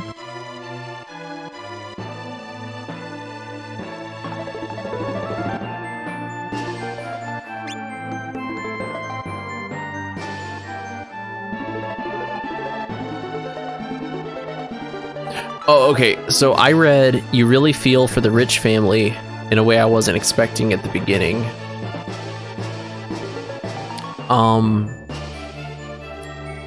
I guess what I was curious about is what was there something I'm forgetting about, like a reason to sympathize with the rich family? Because quite frankly, I thought they just sucked. I was happy that they were getting finessed, and it's a shame what happened to the poor family's daughter at the very end.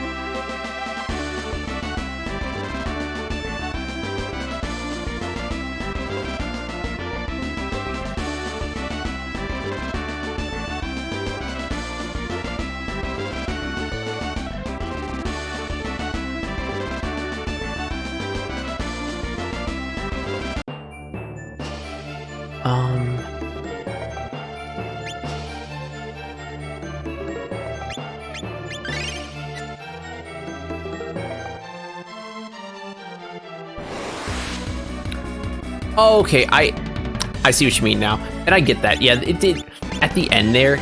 It really started to get out of control.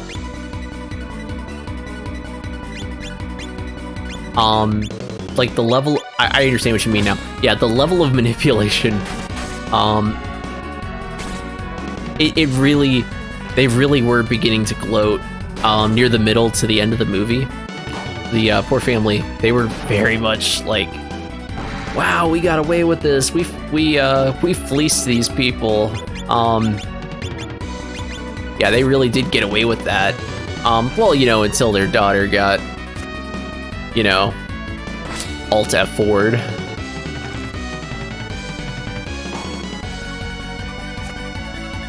Oh, and then the poor dad offed the rich dad. I forgot about that. That's why he was hiding in the first place.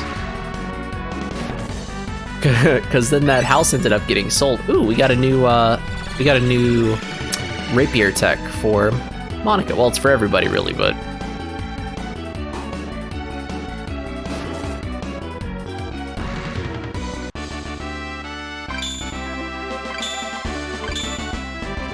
execution was flawless. That's another.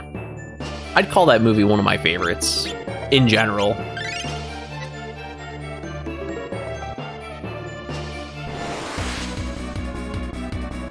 Four ghosts. No thank you. Two ghosts with a big old dinosaur. Two ghosts. That's fine.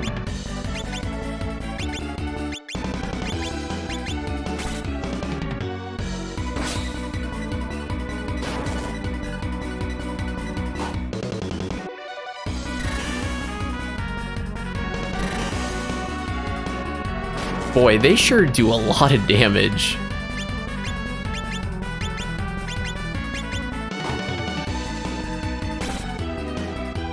The really awkward sex scene between the rich mom and the rich dad.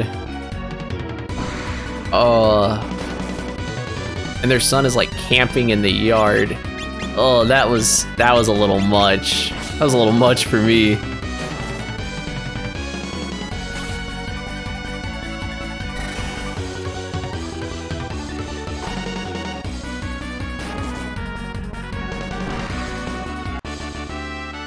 I think Ellen may be probably my squishiest in the front row.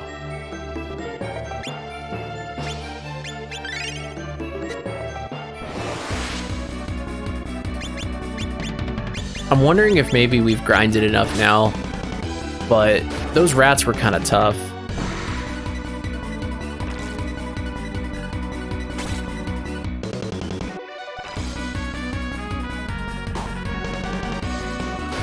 I actually am not a fan of those kinds of scenes in movies. I just remember if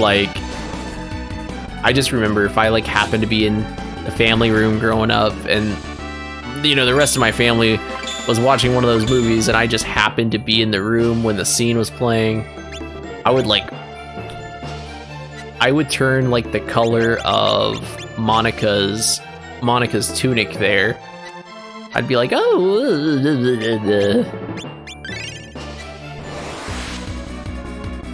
Four ghosts? No thank you. Can I get two ghosts? Two ghosts and a dino. That's still kind of tough.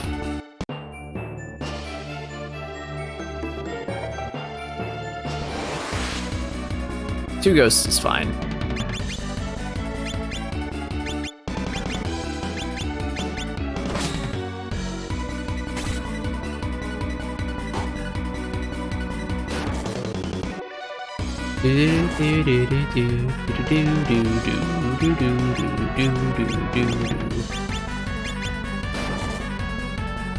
I'm a little worried. I'm actually beginning to question, because I'm trapped in here.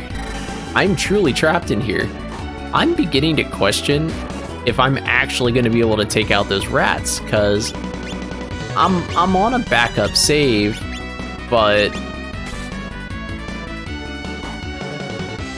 I started saving on the backup at the beginning of the stream. That was 2 hours ago. I didn't realize you get locked in here. Because I only use the guide to keep things going. So at least I'm doing something constantly, but... Alright, So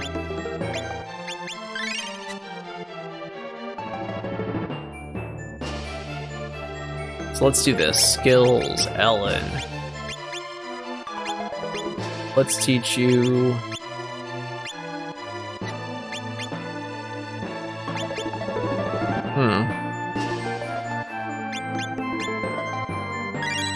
Head splitter. Get more uses out of it. Then...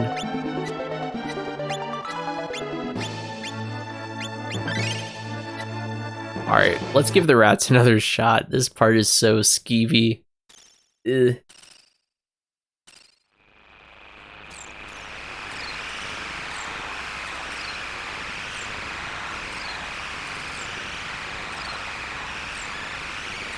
Alright.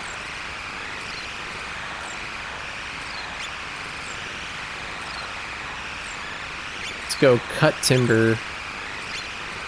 Is there anything cost less that may be better?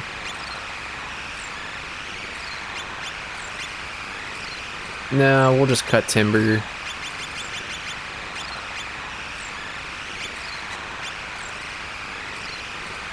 Cross slash. Head splitter, rotator, and piercing lightning, and let's see if we can just tank through it.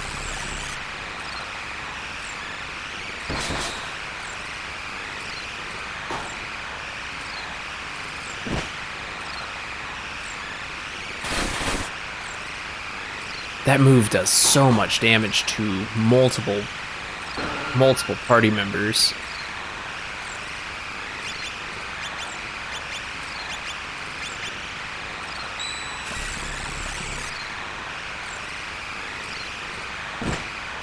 Ellen's...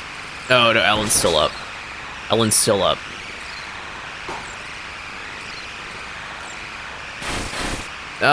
Ellen's...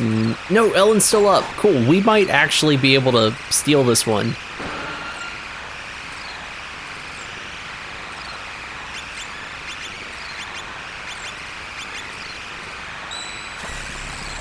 I don't care who survives at the end, I just want to win.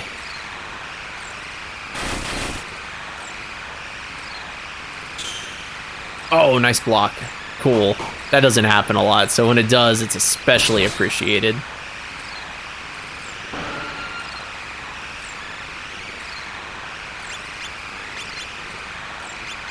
I'm not even gonna bother bringing Ellen back. Another bubonic and someone else will have to be rezzed. And Khalid got blinded. I think it's called dark in this game, though, instead of blind.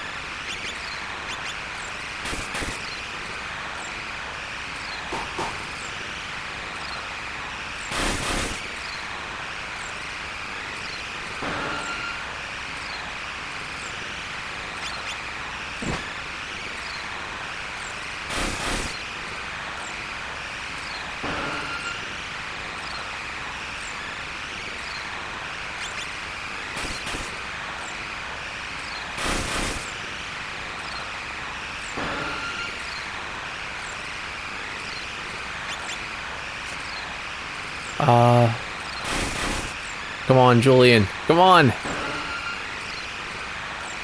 Finish him. No, we lost. Wait, did we? Let's see if I get really lucky here.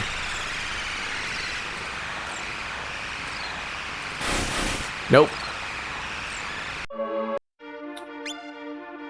Time to re-equip everybody.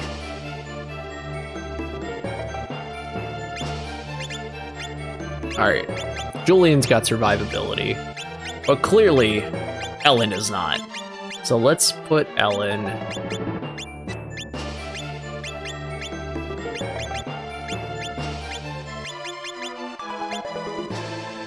We'll do rigid leather. Steel gauntlets. Do a closed helm. And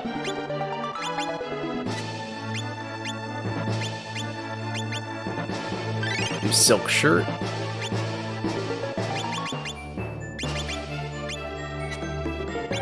Thought I bought knight's armors. Did I pass on those? I forget.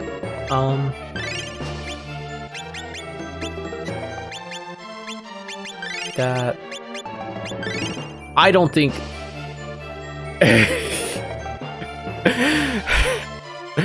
Nothing protects quite like silk. I almost think of it as like an undershirt almost. You're like, I didn't hurt me as much because the fabric got cut instead of my skin. Almost kind of like that. As just downright silly as that sounds. And you know what?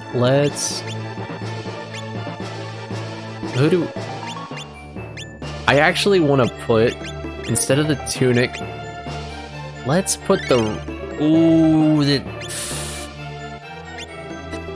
No, let's not, because come to think of it,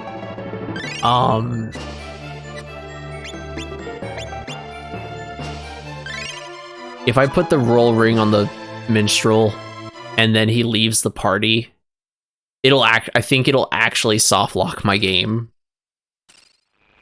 So let's not do that.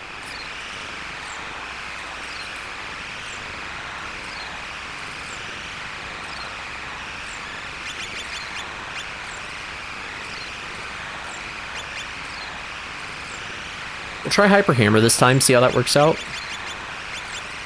Cross Slash, Head Splitter, Rotator, and Piercing Lightning. Let's see how this goes.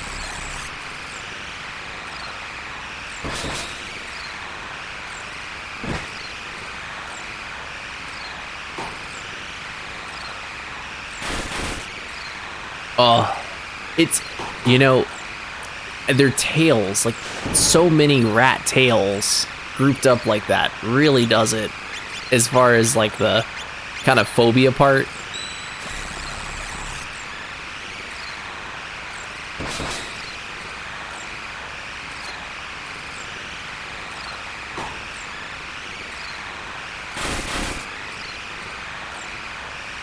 And unfortunately, it looks like that bubonic plague move might go more off magic defense than physical defense. But everyone's health still looks decent, so we'll just spam. Just spam. I want to get rid of them. The sooner I get out of here, the better. It looks like the physical moves aren't doing nearly as much as they were pre-re-equip, so that's good at least. But yeah, Timodicus, you're right. Nothing protects you quite like a nice silk shirt. I mean, look at Julian there in the middle. He looks like a straight-up greaser from the 60s with his jacket and his slicked back hair. I don't think they had green hair quite back then, but... Oh, down goes Khalid and Monica. So we gotta... It feels so weird talking without any kind of background music in the game. Ellen's down.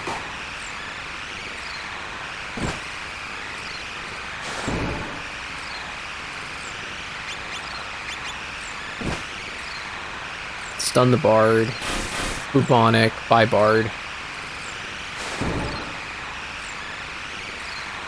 And let's go. Hyper Hammer. I may be able to take one more of those before it's... Oh, and we missed too. That's awesome. We have a nice accessory that protects Julian from... It reduces his chance of getting status ailments.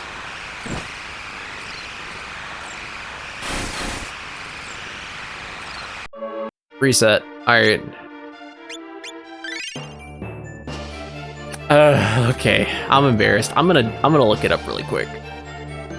See if I'm missing something, because it looks like you can target it at 6 different spots, but it's like we're not doing anything.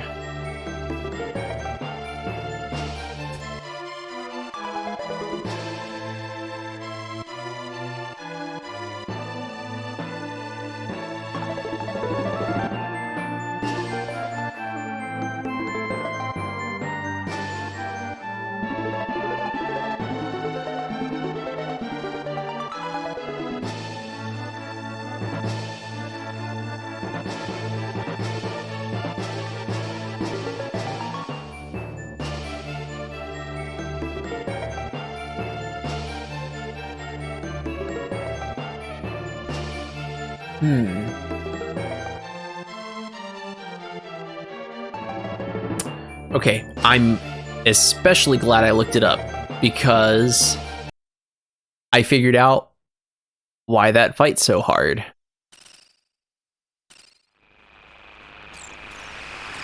I figured out why it's so hard.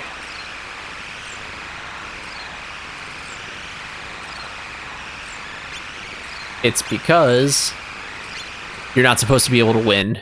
You gotta flee.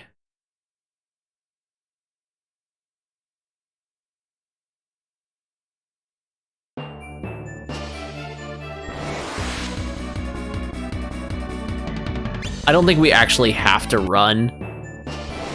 Oh, it's kind of like in... I actually didn't mean to flee that time. Darn you, memory cursor. Actually, it's kind of like in Live Alive, which, by the way, I went back and watched the Nintendo Direct for the game, and unfortunately I learned it is actually pronounced Live Alive, but it's like in Live Alive. I don't know if you remember last week when I did Sundown Kids chapter, but I found out there's an alternate ending you can get by fleeing, by choosing to run away from the fight with, by choosing to run away from the last fight with Mad Dog, the bounty hunter guy. If you run away, you get a different ending. And it's, I guess, it's considered the better ending too, no less. So, but why am I gonna think? How am I gonna think to run away? Oh, by the way, speaking of running away, I ain't afraid of no ghost.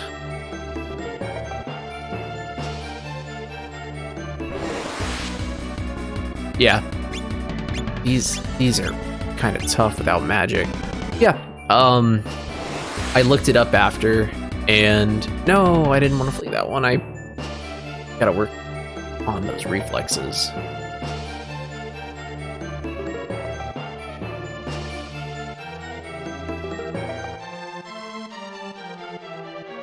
Yeah, so we were supposed to run away.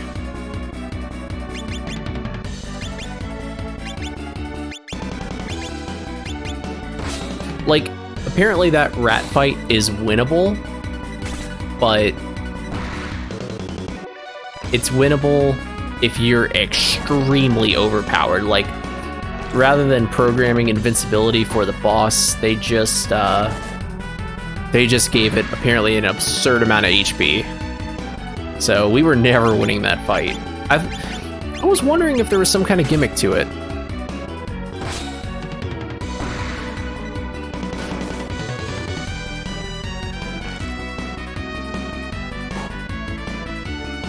Which begs the question, was that the scary sacrificial monster that was plaguing the town? You can't tell me that all those rats leave this cave in drones and invade. There's no way. There's no way that's what happens. But yeah, so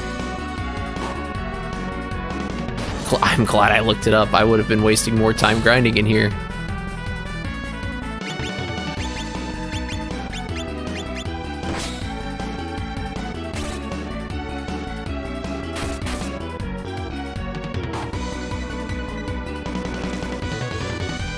Bye-bye, Ellen. Ellen loses a lot of LP.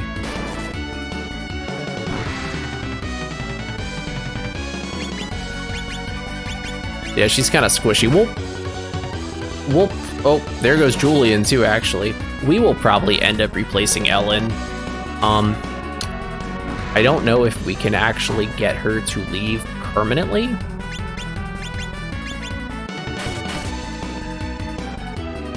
Bye, Monica. Oh, come on, y'all. You gotta carry us, carry us.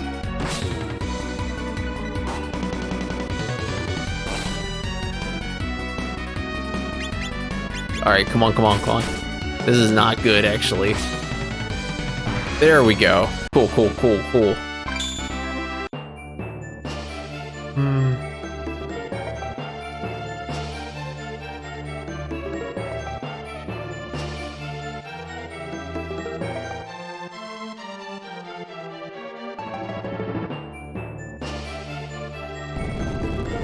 Hey, okay, someone let us out.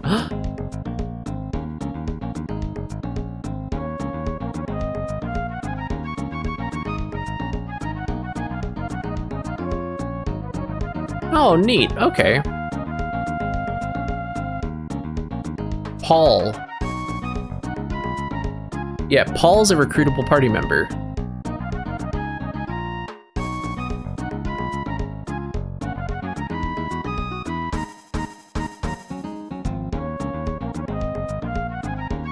Nina. Nice girl, thank you for help. Oh, thank you so much for helping us. Wow. Yeah, I wasted a lot of time in there because I actually thought we were just perpetually stuck. That's good game design, at least they don't permanently trap you in there. But we got a real problem now. Hello, Mr. Mayor. Oh, gone, huh? Alright.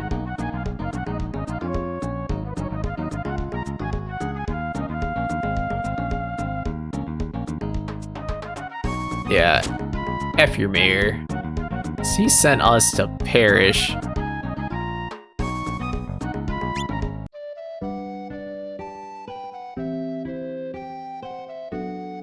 Oh, you know, I made a comment last night about Khalid sleeping with his eyes open, but actually it looks like Julian does too.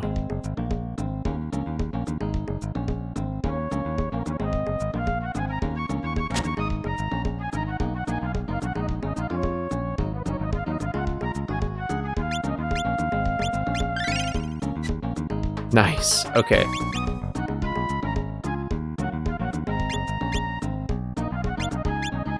So I want to go to... Is it Lance? Yeah.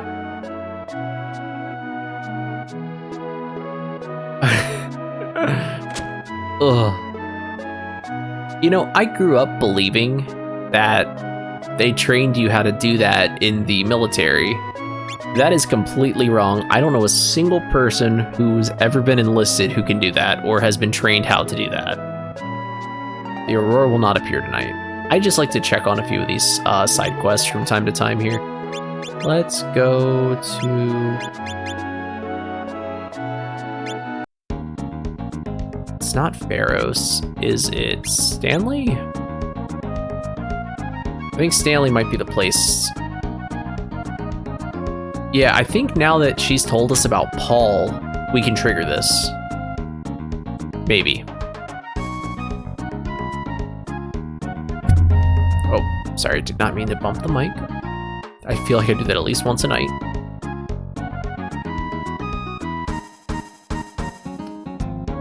Okay, so that didn't trigger that event sequence yet. I don't know if I have to wait till later, but I do know one I can certainly go do.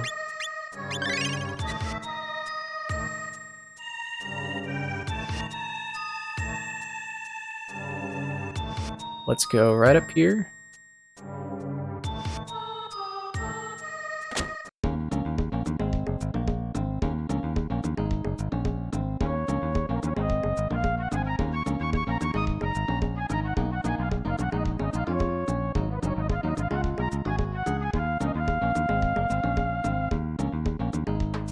Wait, what? I came to visit her about something completely different, but it looks like I may have missed that subquest, which is okay.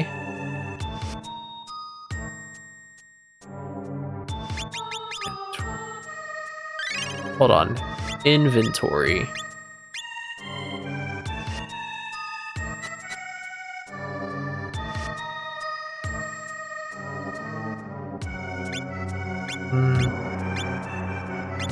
Kotorui, do you have the storehouse? Because I could really use the storehouse.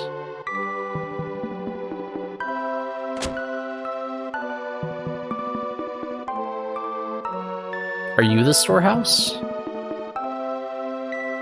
No, you're the magic shop. Ooh, you have Lunar.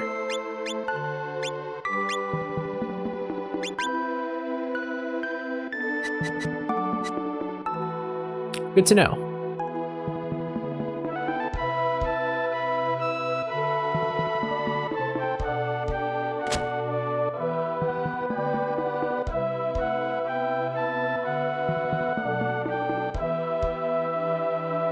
Oh, I just realized, yeah, because this is the... Yeah, that's right. This is the one that's ruled by the vampire. Okay. Is this Biles? Miles, that's what it's called. And we want her to leave us alone. At least long enough for me to go to this shop right here.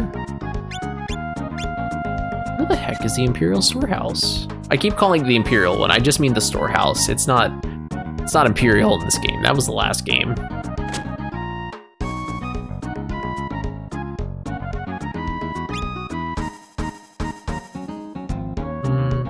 Okay. So not Miles. Not Bluff, but maybe Pedona? Maybe Pedona has it? I'm sure there's a couple, but I know I found one specifically before. Is it? Yes, cool.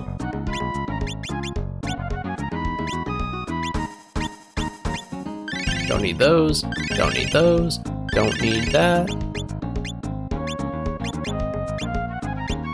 Don't need those. Don't really need that. Just make some space. You only get 8 pages worth of inventory.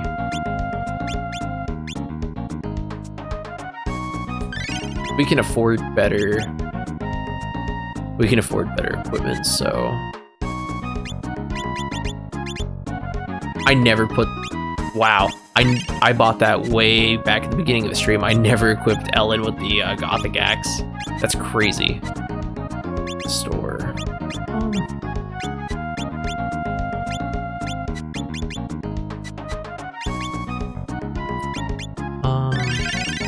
Don't need all the extra leather armors, don't need the leather shields.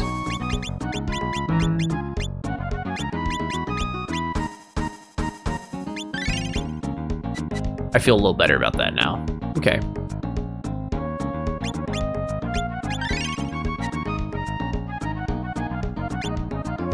So...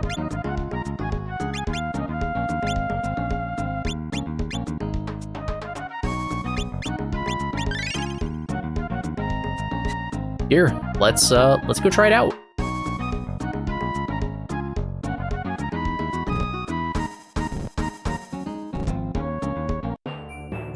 Now that we have the rat poison, we can just go take out the rat, right? Or the rats, rather. Thousands, maybe tens of thousands of rats.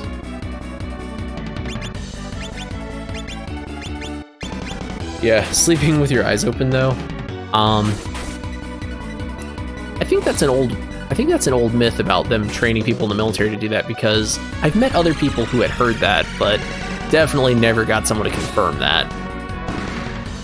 I've definitely had people debunk it, but no one's ever spoken contrary.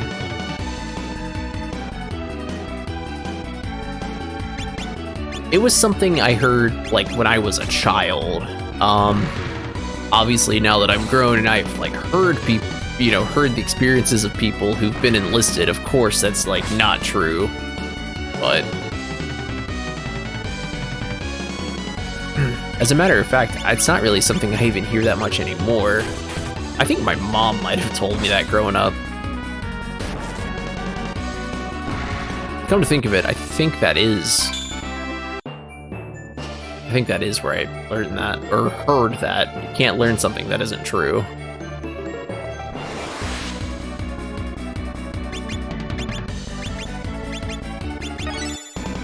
Nice Riptide.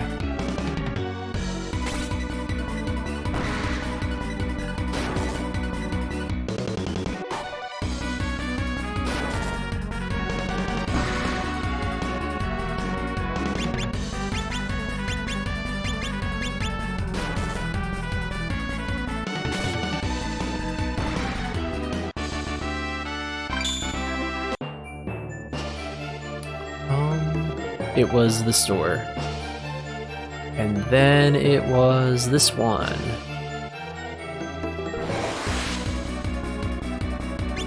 I think our battle rank's gone up a little bit. We're fighting some different enemies now. Taking a little bit more damage than we were. I might have to actually start entering battles and not holding down the X button.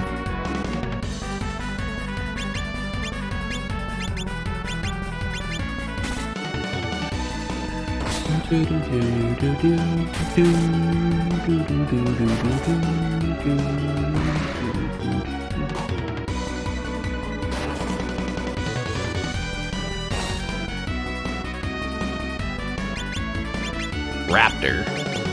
I like the little pose. I like the little pose it's doing with its leg all the way up. Like, yeah. Hyper Hammer, cool.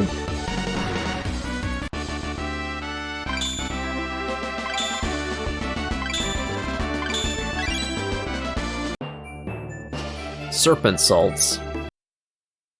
And right back where we started with the rats, but we have the what do you mean what happened to Nina?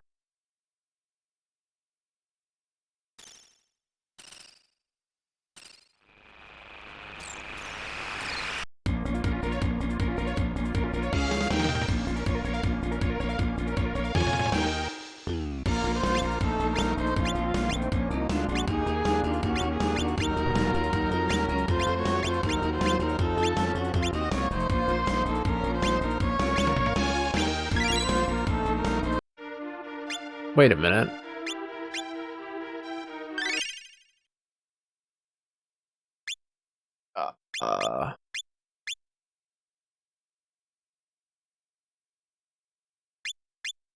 Oh, okay, effective while in. Got it. Okay. So here's my question. Why does Julian assume something happened to Nina? She was never in the cave. We could have just left. That's a nice little cliffhang, though. What happened to Nina? What are the rats chewing on? Oops.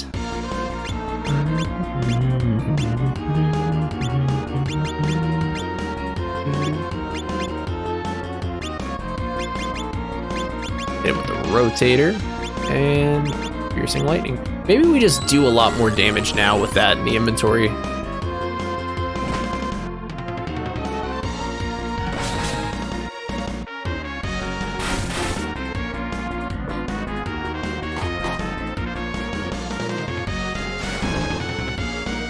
Yeah, but I don't understand. Oh, I see now. Okay. So we still have to do the battle, but I guess the Eradicator does damage as well.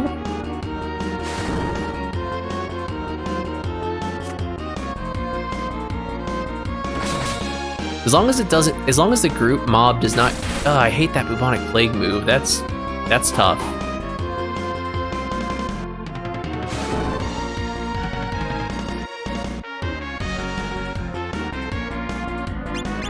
It's really not doing a whole lot.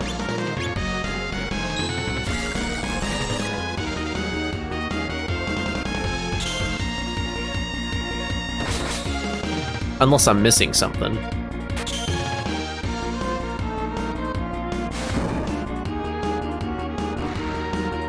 Oh, there we go. I guess you just have to wait a few turns.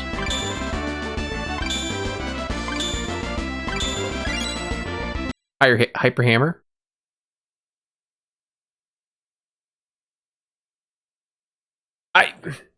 What did I just say? She's fine.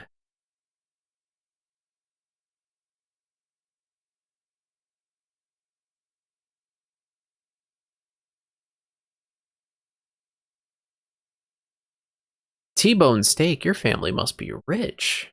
Especially for these times. Beef?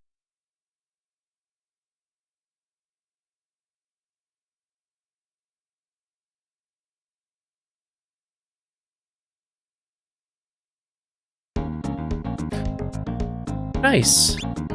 Now, let me go have a little chit-chat with the mayor of Curdland. Oh. Okay. Was that not the mayor's house? Oh, maybe the mayor lived up here? Question mark. There he is. Hey, buddy.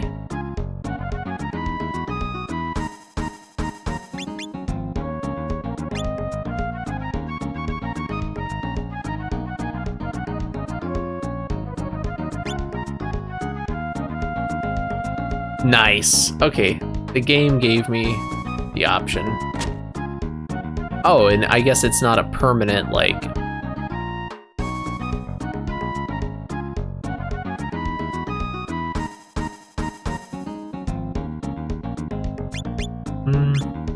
That was cool. We probably missed out on something by picking that, but that's okay. It's a-okay. Because, actually, now... there's 2 side quests I've been kind of working on, and I wonder if this one's available again. I'm gonna check for the sprite on the map really quick.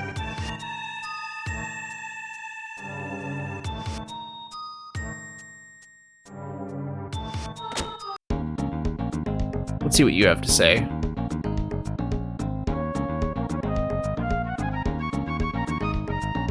Okay. So yeah, I guess we missed out on the opportunity for that one. That's alright.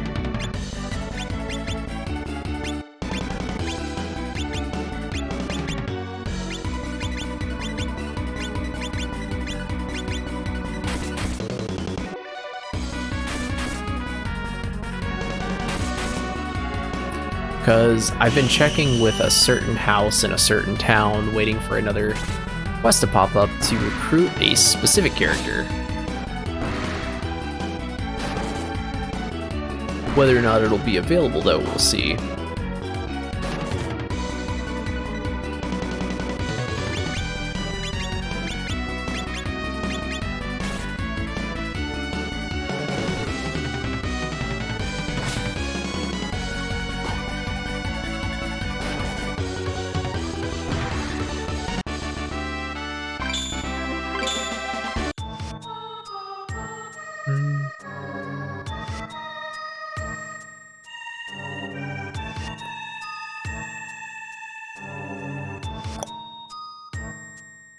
Alright, and I think we want to go to Stanley. Yeah, I think it was Stanley, which is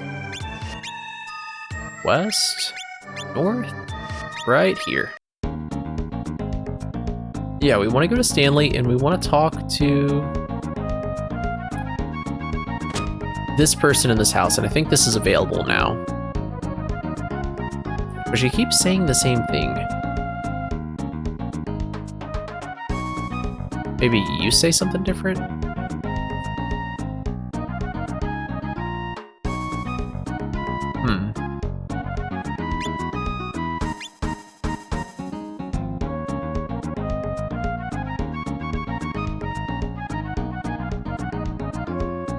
Nope. Alright, so...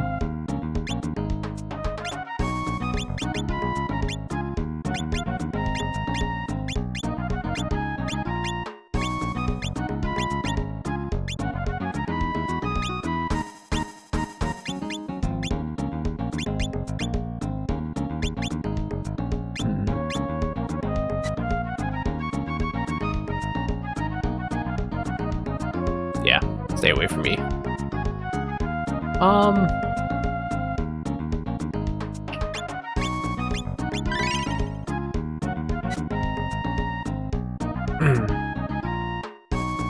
Well,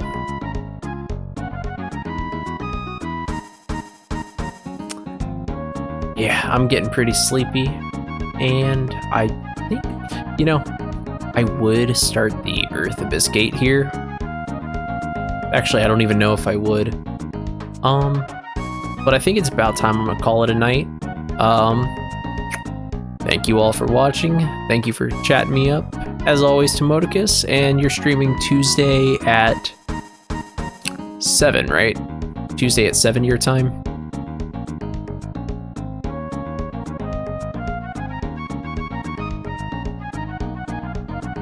Well, you know I'll be there, of course, and... I'm getting a little sleepy. I've been streaming for 2 hours and 40 minutes, so I'll probably call this one a little early tonight. I'm thinking next time when we play RS3 tomorrow, I'll be playing Tales of Arise again. My goal is to just try to finish the main story. Good night, bro. Hope you have a good night. Goal's gonna be to try to finish Tales of Arise this week. Hopefully move on to something else in that slot, but next time we play Romancing Saga 3, I think we're gonna tackle the Earth Abyss Gate finally, but you know my catchphrase at this point.